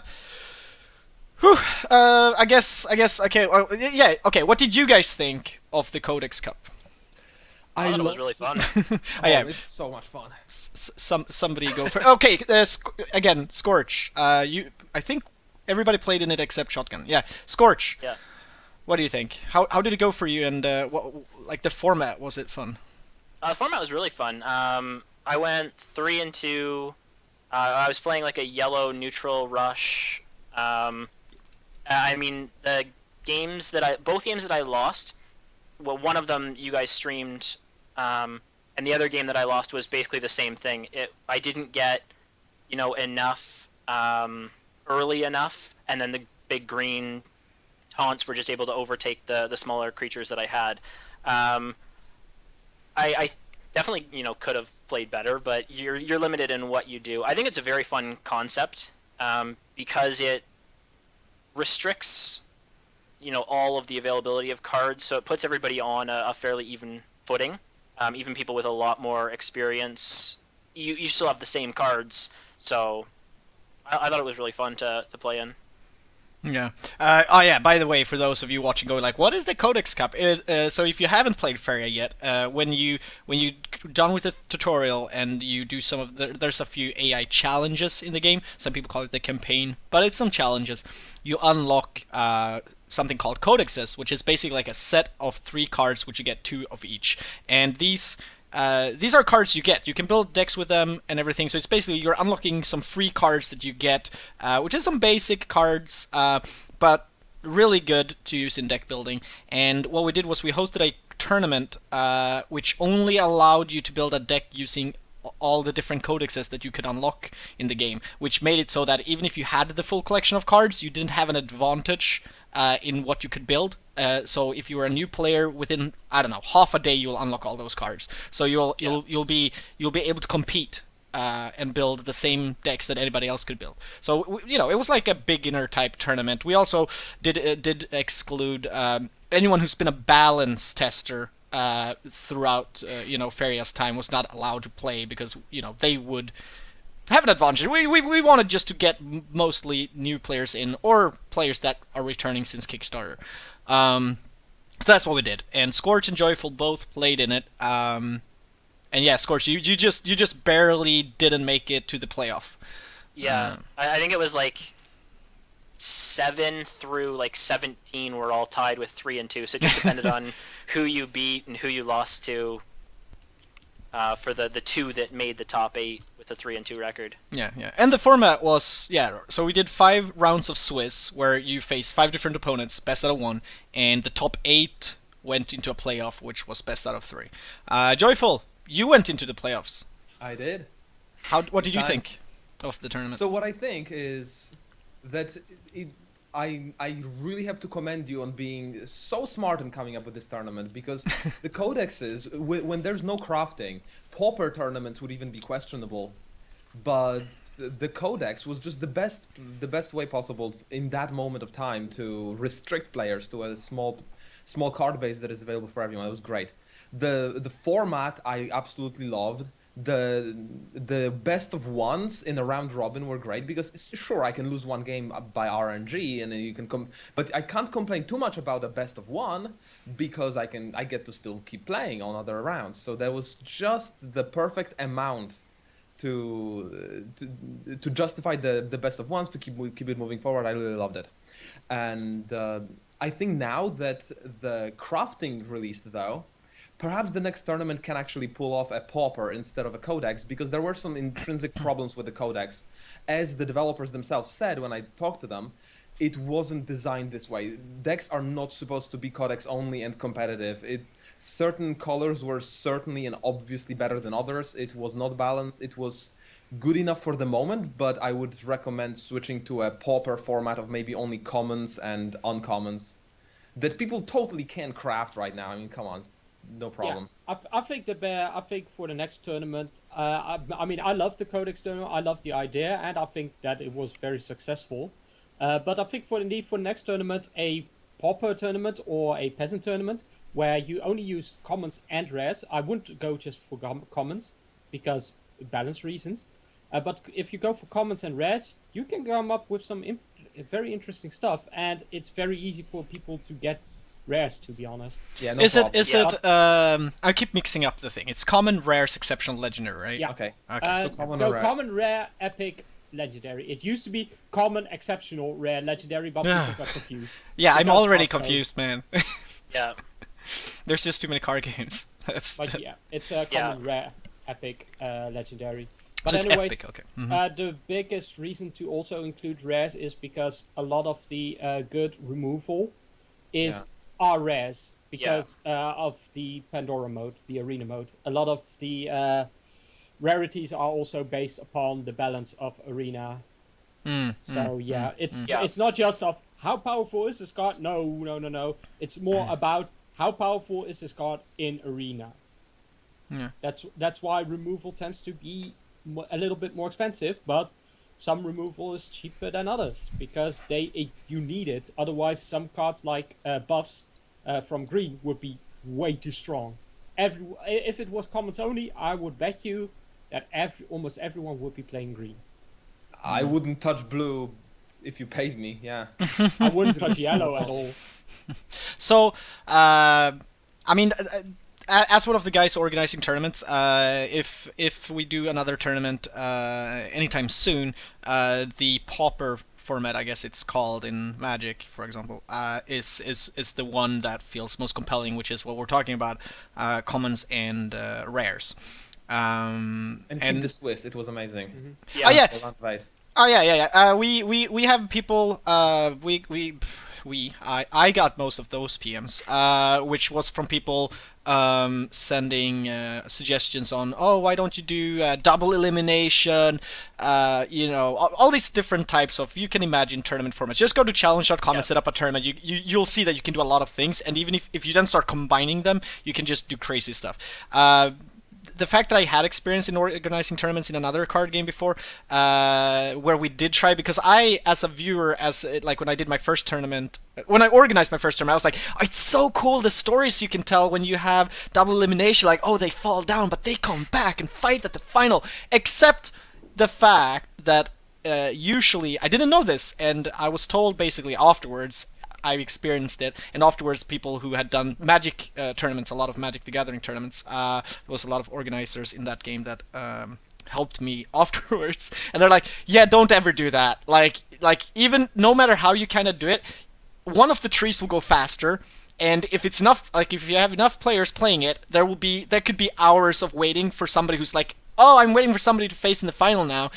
And if you make it so each round don't play simultaneously, You know, and if you Yeah. make things play simultaneously, there's other issues with that. So there's like so much they're like, yeah, just don't never do that. Like, you know. And I did one, and I was like, oh yeah, they're right. Like, this is a pain in the ass. And And there's also also, an issue of people signing up because they expect to fall out easy, and then they're like, Mm. oh man, now I have to play 5 hours. yeah, right. Yeah. It's too And then, unpredictable for people. and then to you step- got the problems of buys, of people not showing up, and lots of people getting buys. so And much such. easier to remove Yeah. people from a Swiss format. It is. Exactly. It is. Yeah. And you know, it is. And then eventually you have a top 8 or 12 or whatever you do, and Yeah, those that's are super the effective. dedicated people that will stay for the playoff. You know, it's very rare that one of those have to leave, and if they do, it's usually for a very good reason. So no, you know, that I knew instantly that doing a few rounds of Swiss, we decided at top 8, so that would be quarterfinal, semifinal, final, because we were worried about how long it would run. We were positively surprised that it ran faster than we thought, and then I think the playoff ran a little bit slower than we It was actually still thought. pretty Yeah. delayed by some people pulling off some things. Yeah, it was. I think the first 2 rounds happened within an hour Yeah. of Swiss, and then I And then think there it was was the this thing where third people or fourth, fought which and took back like when everyone 45 quit. minutes because of one game. Yeah. And you imagine if that was best out of 3 then, right? So, you know, we were actually worried when we're like, are we gonna do best out of 3 in the entire playoff? Are we gonna do just semi-final, final? And What do we you think basically about best of gambled. 5 finals though. We usually gambled and took best out of 3 Yeah, for the entire playoff. But to be honest, it showed that the people that made it made it to the playoffs were generally the best people, and they had some amazing matches. Oh yeah, the Yeah. playoff matches were great. Like playoff matches were really, really good. Like people who never lost in the normal suddenly lost in the playoffs. What was this guy again? That was Slot. Slot. Yeah. Oh one of yeah, the- he was yeah. undefeated up to semifinal. yeah. What was he playing? Was he rushing? Yeah, what was he playing? God, I should know this, right? I can't. Green something, lost right? it, It was something green, right? But that's I think that's one thing that could maybe be improved upon production wise is maybe have a little bit more of a like, okay, we're going to come and spectate this match, and in the meantime here's a break or here's a short discussion, but also make sure to not get too many casters in one call, because I think from what I've seen, a lot of the best casters for card games are generally 2 people. Yeah. 2 people is a magic number. I think 3 is a little bit too much, because one will always be quiet. One will, well, this time we had Dan, and Yeah. Dan is very talkative, as we all know. He's more talkative than me. But he was constantly talking, and sometimes you had... why did I forget his name? Joke. Joke, yeah. Me? So sometimes you had Joke talking a little bit through, but he's not a very talkative guy. He's not very... He's very chill. He's very mellow. And then you have Scream, which will basically... Which is a great host, but maybe not so much of a tournament caster sometimes, because of game knowledge, because you need... Oh yeah. No, I want. It was a little bit If of an you put shotgun and another balance tester in, for example, I think that's a bad mix. Like you I would need think somebody it's- like yeah. me. Be a good Or commentator and somebody- in the sense of supporting Exactly. Yeah. someone like Yeah. that. I was hoping someone who Joke would knows how be to talk. the you need analytic. someone who talks a lot, who can talk a lot, who can talk about what's happening on the game itself, the actions, and someone who can explain the actions. Yeah. Like, why did he do this? Why did he do that? Why Oh, was yeah. this the best play? Or why would he Or do we that need play someone and like not this Dan play? who goes in depth, and then someone like Scream who simplifies it for the viewers Exactly. Yeah. and asks smart questions. Smart. Exactly. It's like- Yeah, because some things are obvious to really good players like Dan, and yet wouldn't be to your viewers. This and is you would this be is the why you bridge. don't just want a pro player commentating, because they'll use jargon in the pro scene that no new players understand unless they have watched the game for a long time. Yeah. Yeah, Dan was he was like, because, well, what was happening was that we didn't know if Joke was going to be there for the first few hours, so Dan was asked to come on, so I wasn't going to be there solo. And then we ended up being 3 people from the beginning. So, you know, and I mean, the production can always get better. It's just like today's podcast can also get better. Like, we're all nervous, we're all new. We haven't even talked in VoIP together at all until today. So I think, a few episodes down the line, maybe we'll be a much more synchronized, things like that. And the same goes with organizing that stuff. Always when I host something that I think is going to be the first of many, I end up, I think, either scheduling it too early or not preparing too well. I always end up being in the last minute, just like, I need this stuff. Like, you'll see me run around the apartment going like, with tentacles. But it's just that image, right? It's just, I think I was surprised at that how well it went. Then obviously you can take it apart and start going like, well, that could have been better, that could have been much worse. like how long it took, because time wise we were very happy with how long it took. Oh yeah, no, I feel it was amazing. I feel for a first tournament ever that just came from a simple idea, it was really well done. You definitely have something to iterate upon. Oh yeah. So ran really smooth. Yeah. The big hitting news, though, is that I'm not gonna read this as I wrote it, but as I talk with I think it's the community manager that I talk with about the support for tournaments, the prices, because they gave amazing prices. Like, they gave 5,000 gold to the winner and 2,500 gold, I think it was, to the second place, which is like. Okay, if you're watching this, how much is that? Well, basically the winner could buy 50 booster packs, and the second place could buy 25 booster packs, which is amazing. And I think, I mean, it's almost too generous. Yeah. So when talking with them, the thing I've gotten from them, because my point of view as an organizer, you won't see me organizing a tournament if there isn't any type of prizes. The reasons being that, while, you'll have people sign up for a tournament that has no prizes, which obviously isn't bad. People will sign up, they will play. But when there's no incentive to stay in the tournament, you'll have much more people leaving at the weirdest, like, they'll be in the semifinal and be like, I'm tired, I'll just go. There's nothing to win or lose. Like, doesn't matter. It doesn't, so there has to be some type of stuff, right? So I won't, like, I enjoy hosting, creating, and doing this stuff, but you won't see me put that time and effort in if I'm worried about how the event is gonna go.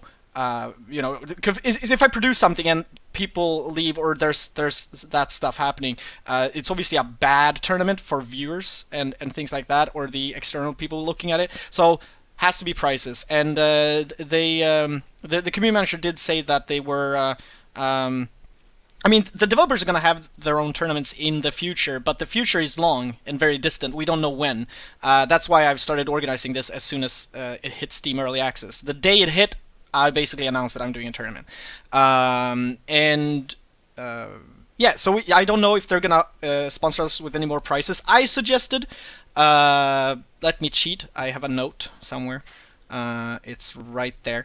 No, it's not. It's actually right there. The wrong note. So I suggested that the winner gets 2,500 gold in a tournament, where second place gets 1,000 gold, and third place gets 500 gold if we do a third place match, which I actually would like to do.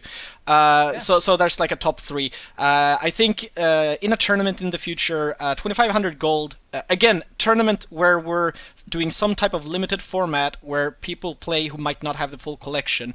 Getting 2,500 gold, that's 25 booster packs for winning, is still great and good. I think we should also include random prizes as a lottery to everyone who joins. Oh yeah. Well, we actually did a thing. We gave one booster pack to every person who finished all the Swiss rounds to give incentive to actually do that.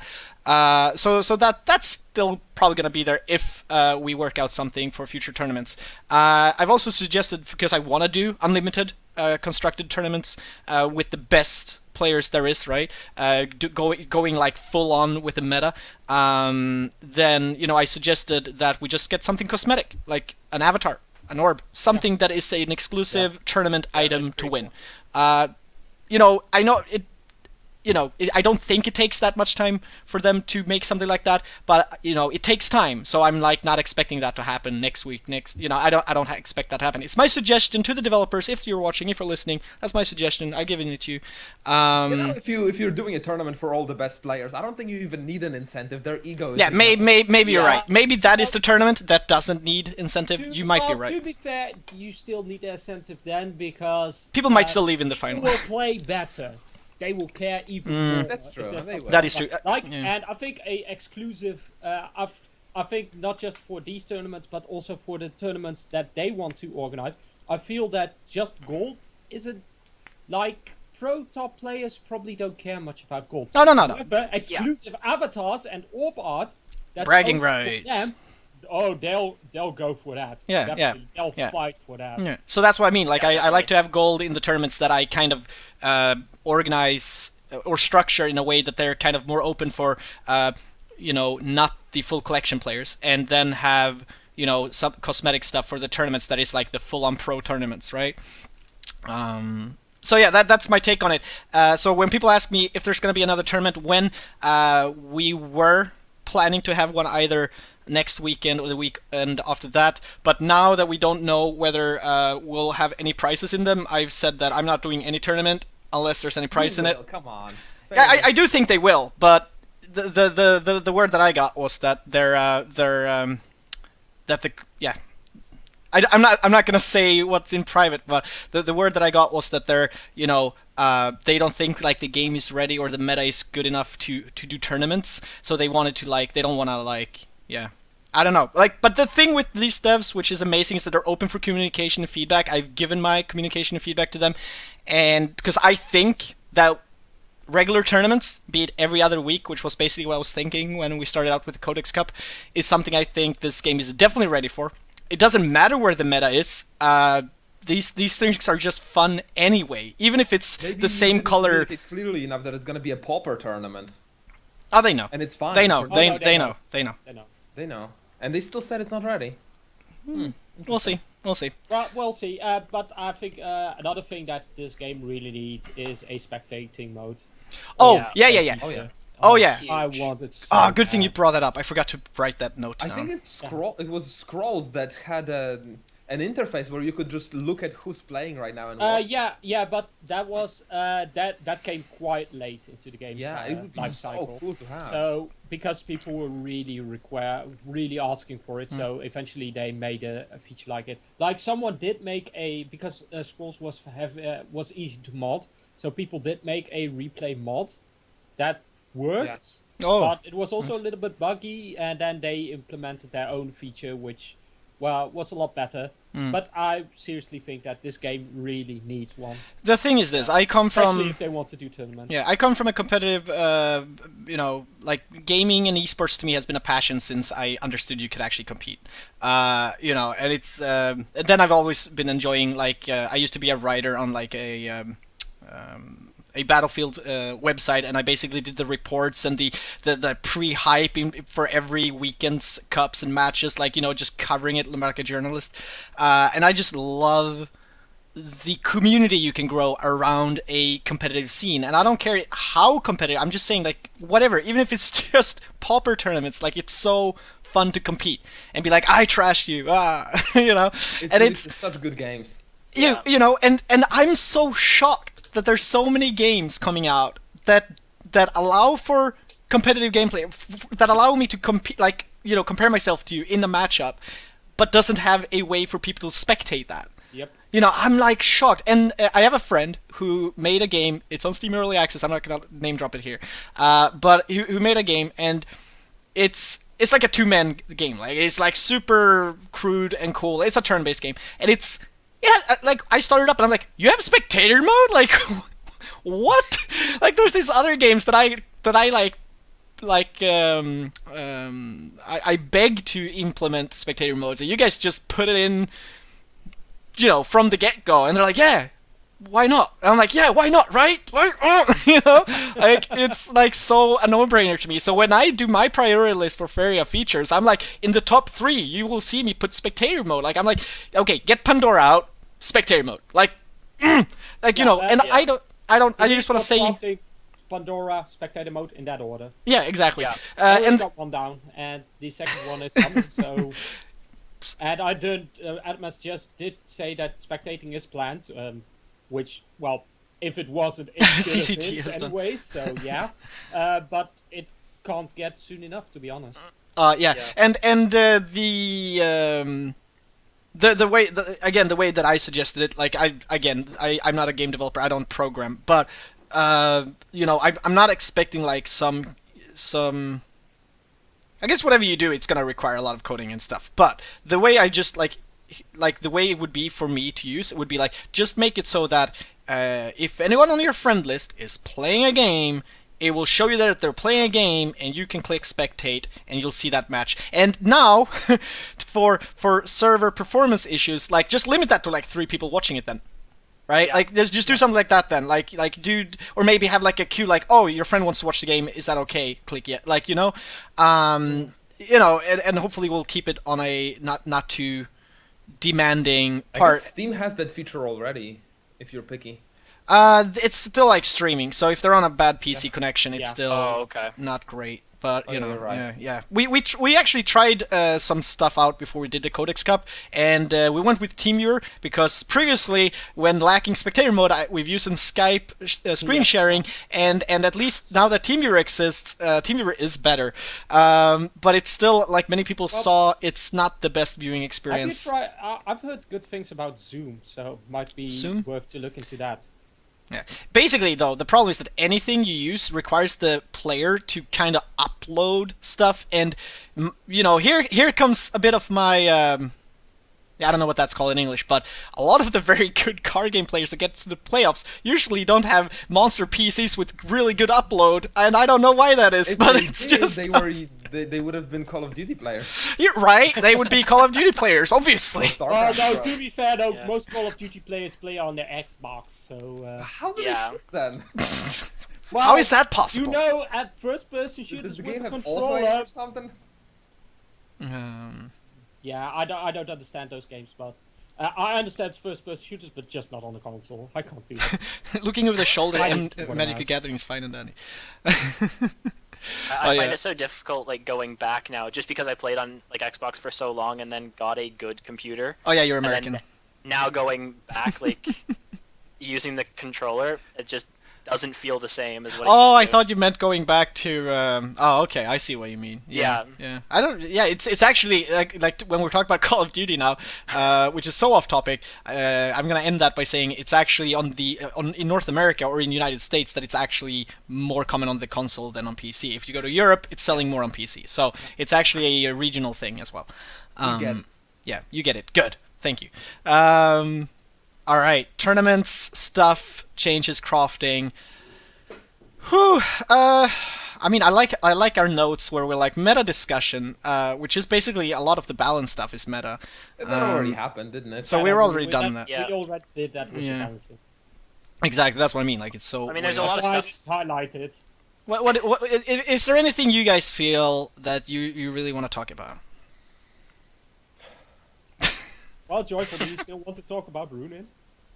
Runin? All right, you want to do Honestly, I'd cards? well, Runin was good. A lot of people have told me that in some matches he's kind of an auto win when you get it at a certain time because there's no answer to it. If you're not running blue, then what do? You know? A lot of people had that opinion, and mostly low-level players who don't have the pro strats of, you know, put a Drosera to it or something and just ignore it and go around it. And there's some really high-level stuff you can do to Runin, but on a low-level play, the perception is if you don't have blue, there's just no way to deal with it. So it's an auto lose, right? And now it's not even bugged anymore. Yep, What it's do better. you do? Yeah.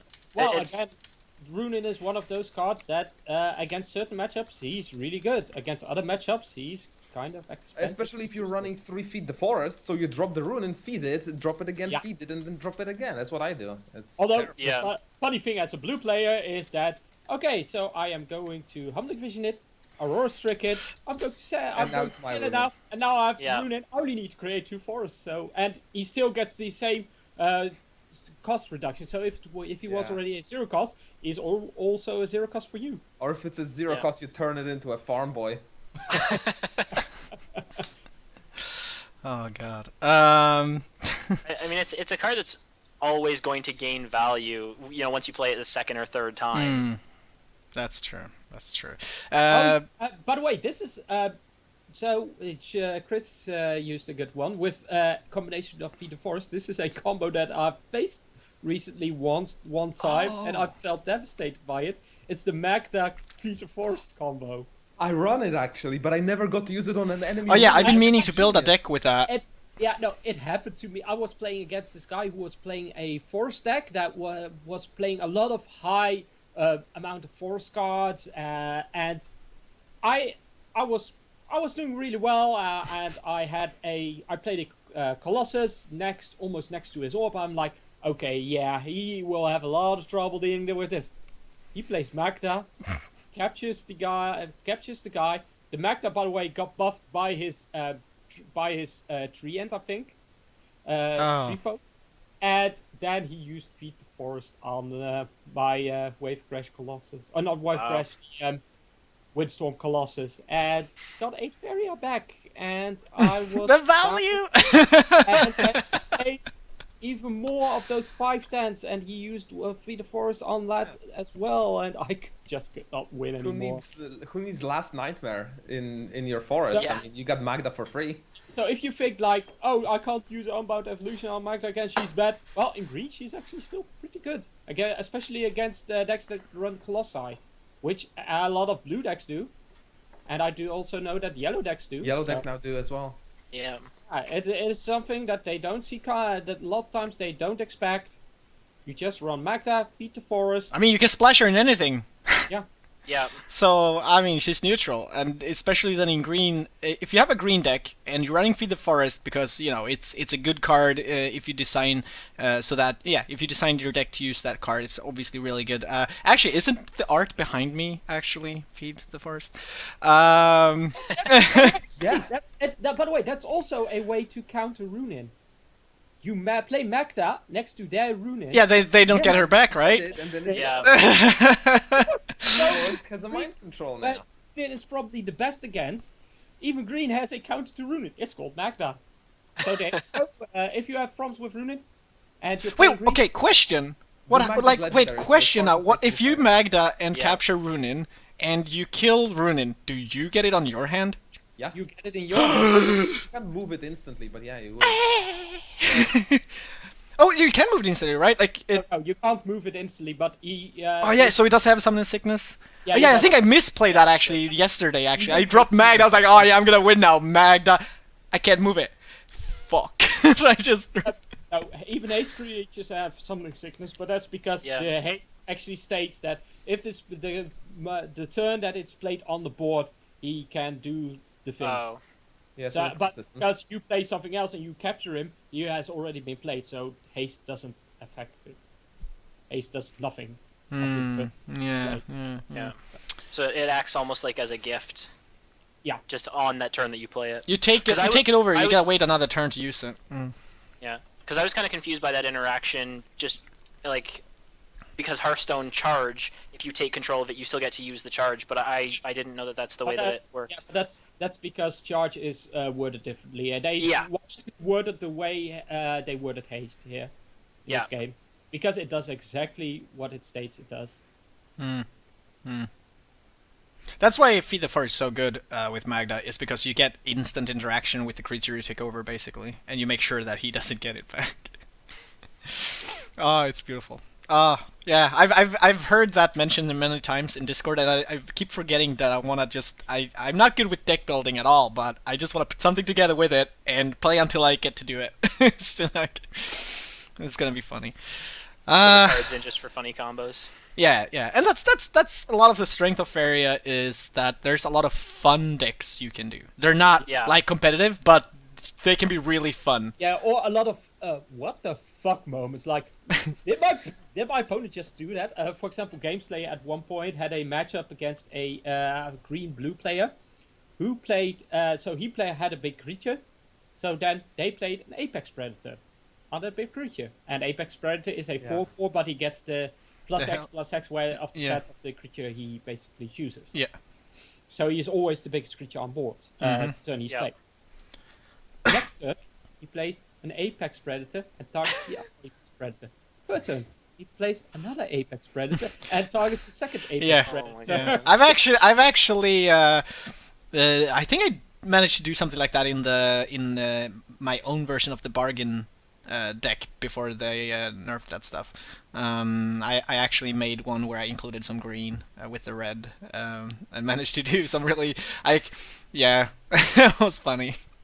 I had a lot of those. All right. I got a question for you guys, if you don't Oh, mind. question, shoot. There's been a lot of nerfs in the last patch. Do you think the devs should pay more attention and maybe even keep statistics of which cards are just not being played and do as many buffs as they do nerfs? I hope they do already. Yeah, no, the thing is that a lot of the cards that are not being played are also cards that are not designed for constructed. You have to keep in mind that there are cards that are out there that are made specifically mostly Arena? for Arena. Oh, okay. What? I guess the And I cartographer also- is perfect for that. Yeah, and there are also bad cards that just are bad. They'll Yeah, always be bad, Krog. and every color has those bad. What you mean, Krog? Krog is the best card out there. Krog You play is so Krog, bad. you win. I No, ran he is Krog. amazing. You don't know what you're talking about. You're a friggin' I had a heretic. bargain deck, and I had to remove him because he sucked. Yeah, like I like had 0 success using Krog. You guys don't know how to play the game at all. Deck Krog around is it. out to win. we definitely I need to have a like serious Krog in conversation every at some deck. point about what they can do to help Krog. He obviously About needs some Krog, crutches. Well, they can't help Krog because how Krog is perfect. Krog is so perfect that if you play an Unbound Evolution on him, he changes into Krog because Into you himself. can't evolve perfection. Maybe he doesn't have enough genes to evolve.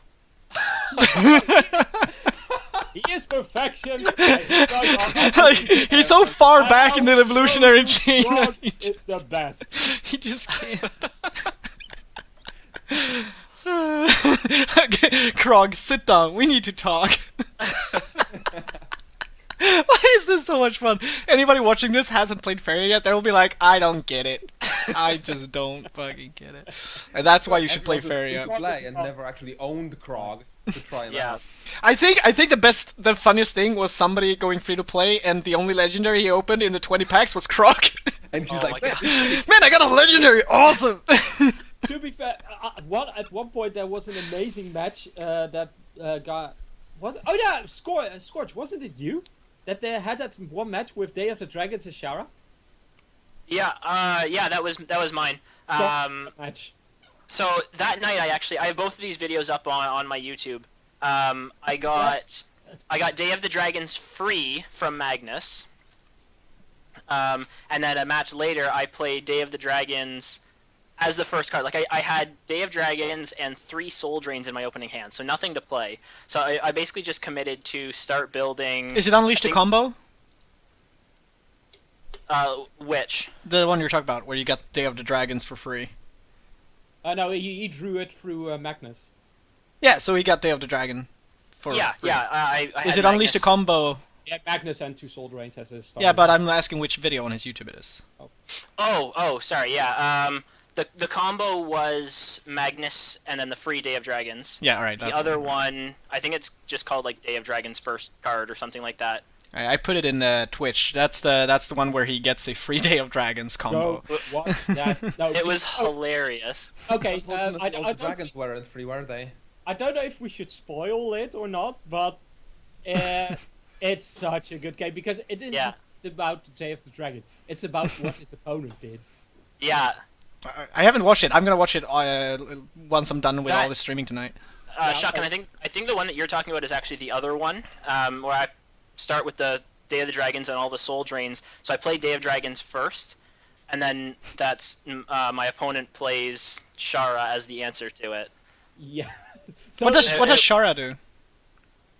The Dragon Slayer. Oh, So Dragon Slayer. oh, the theme, yeah, the role play. So it was so funny to watch, and it actually ended up in the balance patch notes that were out the next day.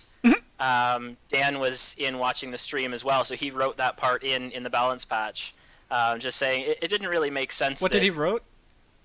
Because she on that patch got buffed up to 6 attack instead of 5 attack. Ah, because So how he does she? wrote in Yeah, how does she slay a dragon if you can't slay Yeah, a dragon? No, but the funny thing is that the guy played Shara the moment he played like 1 or 2 dragons. So he played Shara, buffed the shit out of her, and started killing dragons. Shara. It was the best thing. It I was mean, that so is funny. great. That is great. and But I then- like how they Kappa see above the deck, actually. the flaw there though when you show it to them. on It's board. like awesome, and it's something anybody watching the podcast now or later. The developers of Faeria do watch a lot of the streams. So you know if you're thinking about streaming the game, go ahead, do it. You know, it's likely you'll get interaction with the devs on your channel. Just do it. Yeah, Oh, that's great. Great. That's it great. was really funny. Oh, all right. Anybody else have something fun to share before we consider this the Well, last part? Another fun thing is that on Crips's stream, he didn't just pull Day of the Dragons out of his packs, he also pulled a Shara as his second legendary. Oh, So, he did. yeah, those two He cards. he loved Day Day of the Dragons though. Holy Holy shit, that was so much fun. Loves that card. Yeah. I tried in Q snipe Crip, but apparently the matchmaker was not in my favor. Well, don't you have the full collection? Yeah, I do. I think somebody one guy might have managed, but One guy might because I don't think the matchmaker like excludes me from facing somebody who doesn't have, no, but it's it makes it harder. Yeah. Like, it takes a bunch of time. Mhm. It's basically. Yeah. Uh, I prioritize broke a those- record, by the way. a record. I waited 11 minutes for a match to come. Wow. What? When? Achievement unlocked. It was Yeah, where is that when achievement? Crip was streaming. Dude, we need. Do we have Steam achievements in this game yet? Steam achievements? Like, we need one where like just put it in some like you know. Do you guys know there's a game on Steam that has an achievement that if you don't play the game for 5 years, you'll get the achievement. Wow. I think it's the. Wow. Yeah, I don't remember the game name, but it's like a very indie game that was very popular. Like, so if you have it on your library and you don't play it for 5 years, you get the achievement. So interesting to pull the people in. And It's like, imagine the people who really want all the achievements, like 100%. They're like, ah, and then it's like a really good game, I think. So Yeah, I don't like achievements that are like, yeah, you did 10 headshots, you played the game, you finished the game, congratulations. yeah. The achievement's like, oh, you That's did not an your achievement, first that's just game. You Yeah. played the game. Yeah, right. Yeah, I want achievements where I need to read the achievement description, go like, okay, I'm gonna try and pull this off. Like, it Yeah. should be a challenge. yeah, get Yeah. a 100 damage Ursus. Ooh, dude, we're writing these down somewhere. You know what? For the next episode, Brainstorming achievements. yes, for the Brainstorm next achievements. episode, Yeah, ask the we devs if they we actually would we like us for the to. next episode, Yeah. we all I bring think Jim is 5. listening. Jim, would you like us to brainstorm achievements? Do your work for you? How does it sound? Would it also be fun to maybe give a gold reward to these achievements? Like, let people Yeah, make why not? Yeah. Why not? Why like not? shit to Why not? follow, Speed like, up 10 the gold, progression just in a fun way. I mean, yeah. try to get an Ursus to 100 damage in. Oh, that's 1,000 gold at least, dude. Oh my God. That's Oh, like, Atmas is so cool. Atmas. 100 times. Playcraft. Exactly. That's the best Why would achievement. you do this to people? Here's the thing, though. Do you guys remember the 2013 version? How we have these the books? That was like the card packs and things like that, like the books. Like, I'm just imagining, like, you know, because I would like to see that back, because I like the books, like, just the art. But so, wouldn't it be like, if they added this in-game as well, like, it could basically be the book of achievements or the book of challenges or something like that, where they could basically have chapters of different ones, so they can keep adding. Like, this doesn't have to be, like, 10 Steam achievements and you're done. Like, this could be something continuously added, where people come up with really fun, crazy stuff, and you can have all these, like, you know, basically like a compendium of your achievements and what you can do. We can think of many. We'll definitely dedicate a portion of the next episode to think of. I'm already putting it in the Google Doc. Another good achievement would be transform the 3 other dragons using Orosai. The what? Transform. Huh. The other 3 dragons using Orosai. So you first have to play all the other 3 dragons. So 3? the blue one, the yellow You one. have them Oh. survive long enough. Isn't there 4 dragons? And then play so the red one, the yellow one. Oh yeah, and the yeah, green yeah, one, yeah, yeah, then yeah, the yeah. orange, like, Or the transform- plushie achievement, win using only yaks. Yeah. I think I've done that. I have a yak deck which just has all the yaks and it's only neutral. And I went 8 wins and 1 loss one night with that Yeah, shit. no, you're not running all yak God. cards. Which one am I missing? You're missing the unlikely hero. Shit! Oh, Shit! I have to go back and rework. Ooh! Yeah. I already know how to do it though. I already know how to do it though. Okay, that's good. Good, but I had a night like I was like I made that deck before like the last 2 patches, right? I just made it like, oh, this is gonna be fun. Played a game, was like, okay, and then like now like before this patch, like at some point I was like, I should probably try this one. And I was like, I'll do ranked, who cares? And maybe I did both ranked and unranked. Maybe I queued up both. And I just remember like, oh, I won this easily. Nice. All right, and then I won. So I went like 3-0, 1 loss, and then like 3-0, and maybe a loss. I don't know. It was 1 or 2 losses. Like I went like 8 victories with it. I was like, this is the new meta. And then the day after, I lost like 7 games with it. I was like, nope. Yep. I know that. Like, holy shit, I just got this deck. I'm winning. This deck is amazing. Then people start figuring out how to beat the deck, and you're like, well, I can't win anymore. Any game. Yeah. I'm back to the Yellow. It's such a Rank nasty it now feeling in when my- you're like, oh man, I have to figure out the game again. I thought I had it. Yeah. Oh, I'm having it right now that blue got changed. Yeah. About yaks, I mean, me and Jokes talked about that we want to have a yak sub-emoticon on Twitch, and unless there's some other partner channel out there that can add it, I know Tornis has the old Rubyfish. Tornis is the fish, Right? yeah. Yeah, I love it. So go subscribe to Tornis if you want to have the old Rubyfish. Though I guess only the old Kickstarter backers knows what that actually is. But I know me and Yoke want to have I'm not sure a yak. if the yaks would look good on Twitch because it's a white background and they're white. My chat background is dark It's a mostly. black yak, but- it's Well, no. Well, You can figure it something depends, out. Depends if you use better Twitch TV or not. Yeah. Because mine is grey. Yeah, I mean, I want something like that, but we'll see. I made a promise to Joke that if I ever get 100 subscribers, which is the next level Metagaming TV needs to get 2 more sub emoticons, then I promised to at least include a Faeria one, and he wants a yak. So we'll see if I ever reach that goal. But it's a promise I made, so if it happens, I guess I gotta keep it. Well, I mean, I would love to, but you know, it's quite far away. Yeah, but I wouldn't take a full yak. I would just take the yak face in that case. Yeah, well, you know, we obviously might need some help with some good artists. It's not like I could draw it. So, Well, you can always ask Jen. Jen, first, Jen, you need to subscribe like 70 times. Nah, all right. Anybody? Okay, we're at the end now, guys. Do you guys want to add anything more? No. All right. No. I have no idea how long we did this. Let me actually check. Uptime should be about, if we take away like 2.5 10, hours. 15 minutes. Yeah, almost. So like 2 hours, 50 minutes. Yeah, we'll see once I end my recording. All right. Thank you, Joyful, Shotgun, Scorch, for joining me on this. Thank Anybody? you for hosting this. Yeah. thank you. Really And fun. good job on the overlay as well. Oh, I was so nervous about that. It's much, to be honest, it's much better than the old Kappa Council overlay. Oh yeah. Yep. I Are agree. we doing this weekly? Shit. I knew somebody was gonna ask. I don't know. Important. Are we? I don't know. Are we? I think In my brain, this was if I was doing tournaments every other week, then I was doing this every other week. yeah, So- I think I would say that's a really good plan. Yeah, Yeah, but I'm I- not. I'm not promising about the tournaments until we know about prices. but I Just bi-weekly, I Want guess. them to get you prices. Come on, it's not that hard. Yeah, everybody bug Atmos and Yes, the bug them. devs Get prices, man. on Discord about the support for tournaments. for Atmas. We want it. He'll be so We mad now. crave He's for like, it. all these PMs, Yeah. why? He is screaming at his PC screen right now, like, what are you doing? Greg, don't It happened to say me. that. When was that? I It worry was. that every week we might run out of topics. There's not enough time to play. Yeah. Oh yeah, no.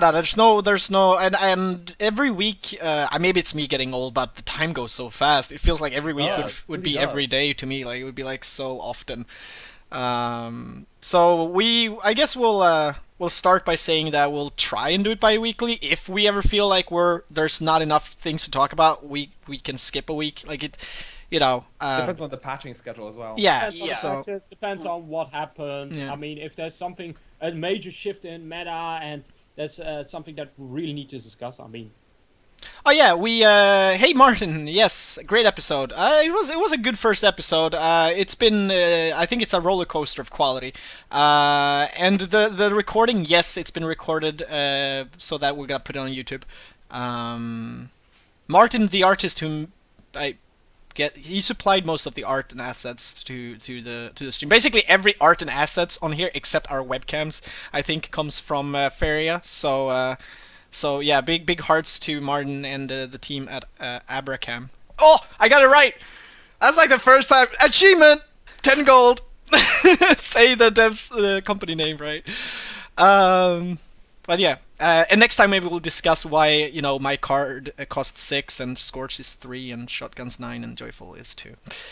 I Values that you noticed set that, for by us. the way. I didn't know I was so high fairy cost. Wow. Yeah, it's to balance yellow. Yeah. All right. Thank you for being here, and we'll see you guys in 2 weeks then, if nothing else changes. By the way, for those of Oh you... shit! Giveaway! Isn't Yeah, exactly. You saved us. All right. Okay, let's do this quick. I mean, quick as we as can fast do as I can. We can just do this after the stream. I'm gonna continue streaming. Actually, anybody watching, Meta Sunday goes at least to midnight. So once this is like the recording and everything of this is ended, I will. The stream will actually continue. It's not even going down. So I will just continue with Meta Sunday, and yeah, I guess. but I think this isn't really a thing for YouTube recording, so I would just. All right, we'll do it after then. We'll do it after we end the recording. All right. So if you're watching this on YouTube, you missed a giveaway. Should have been here. Maybe there'll be more in the future then. Just done show collection. up on the stream, I guess. And don't forget, follow Scorch on twitch.tv/Scorch, JoyfulRogue on twitch.tv/JoyfulRogue. Shotgun, you can just bug on Discord with the same nickname. It's twitch.tv/what is above me right now. Yeah, show 7 gun. Yeah, exactly. and yeah, you can follow me on Metagamingtv. All right. Thank you guys. We'll see you guys in 2 weeks. Yeah. Yeah. so yeah.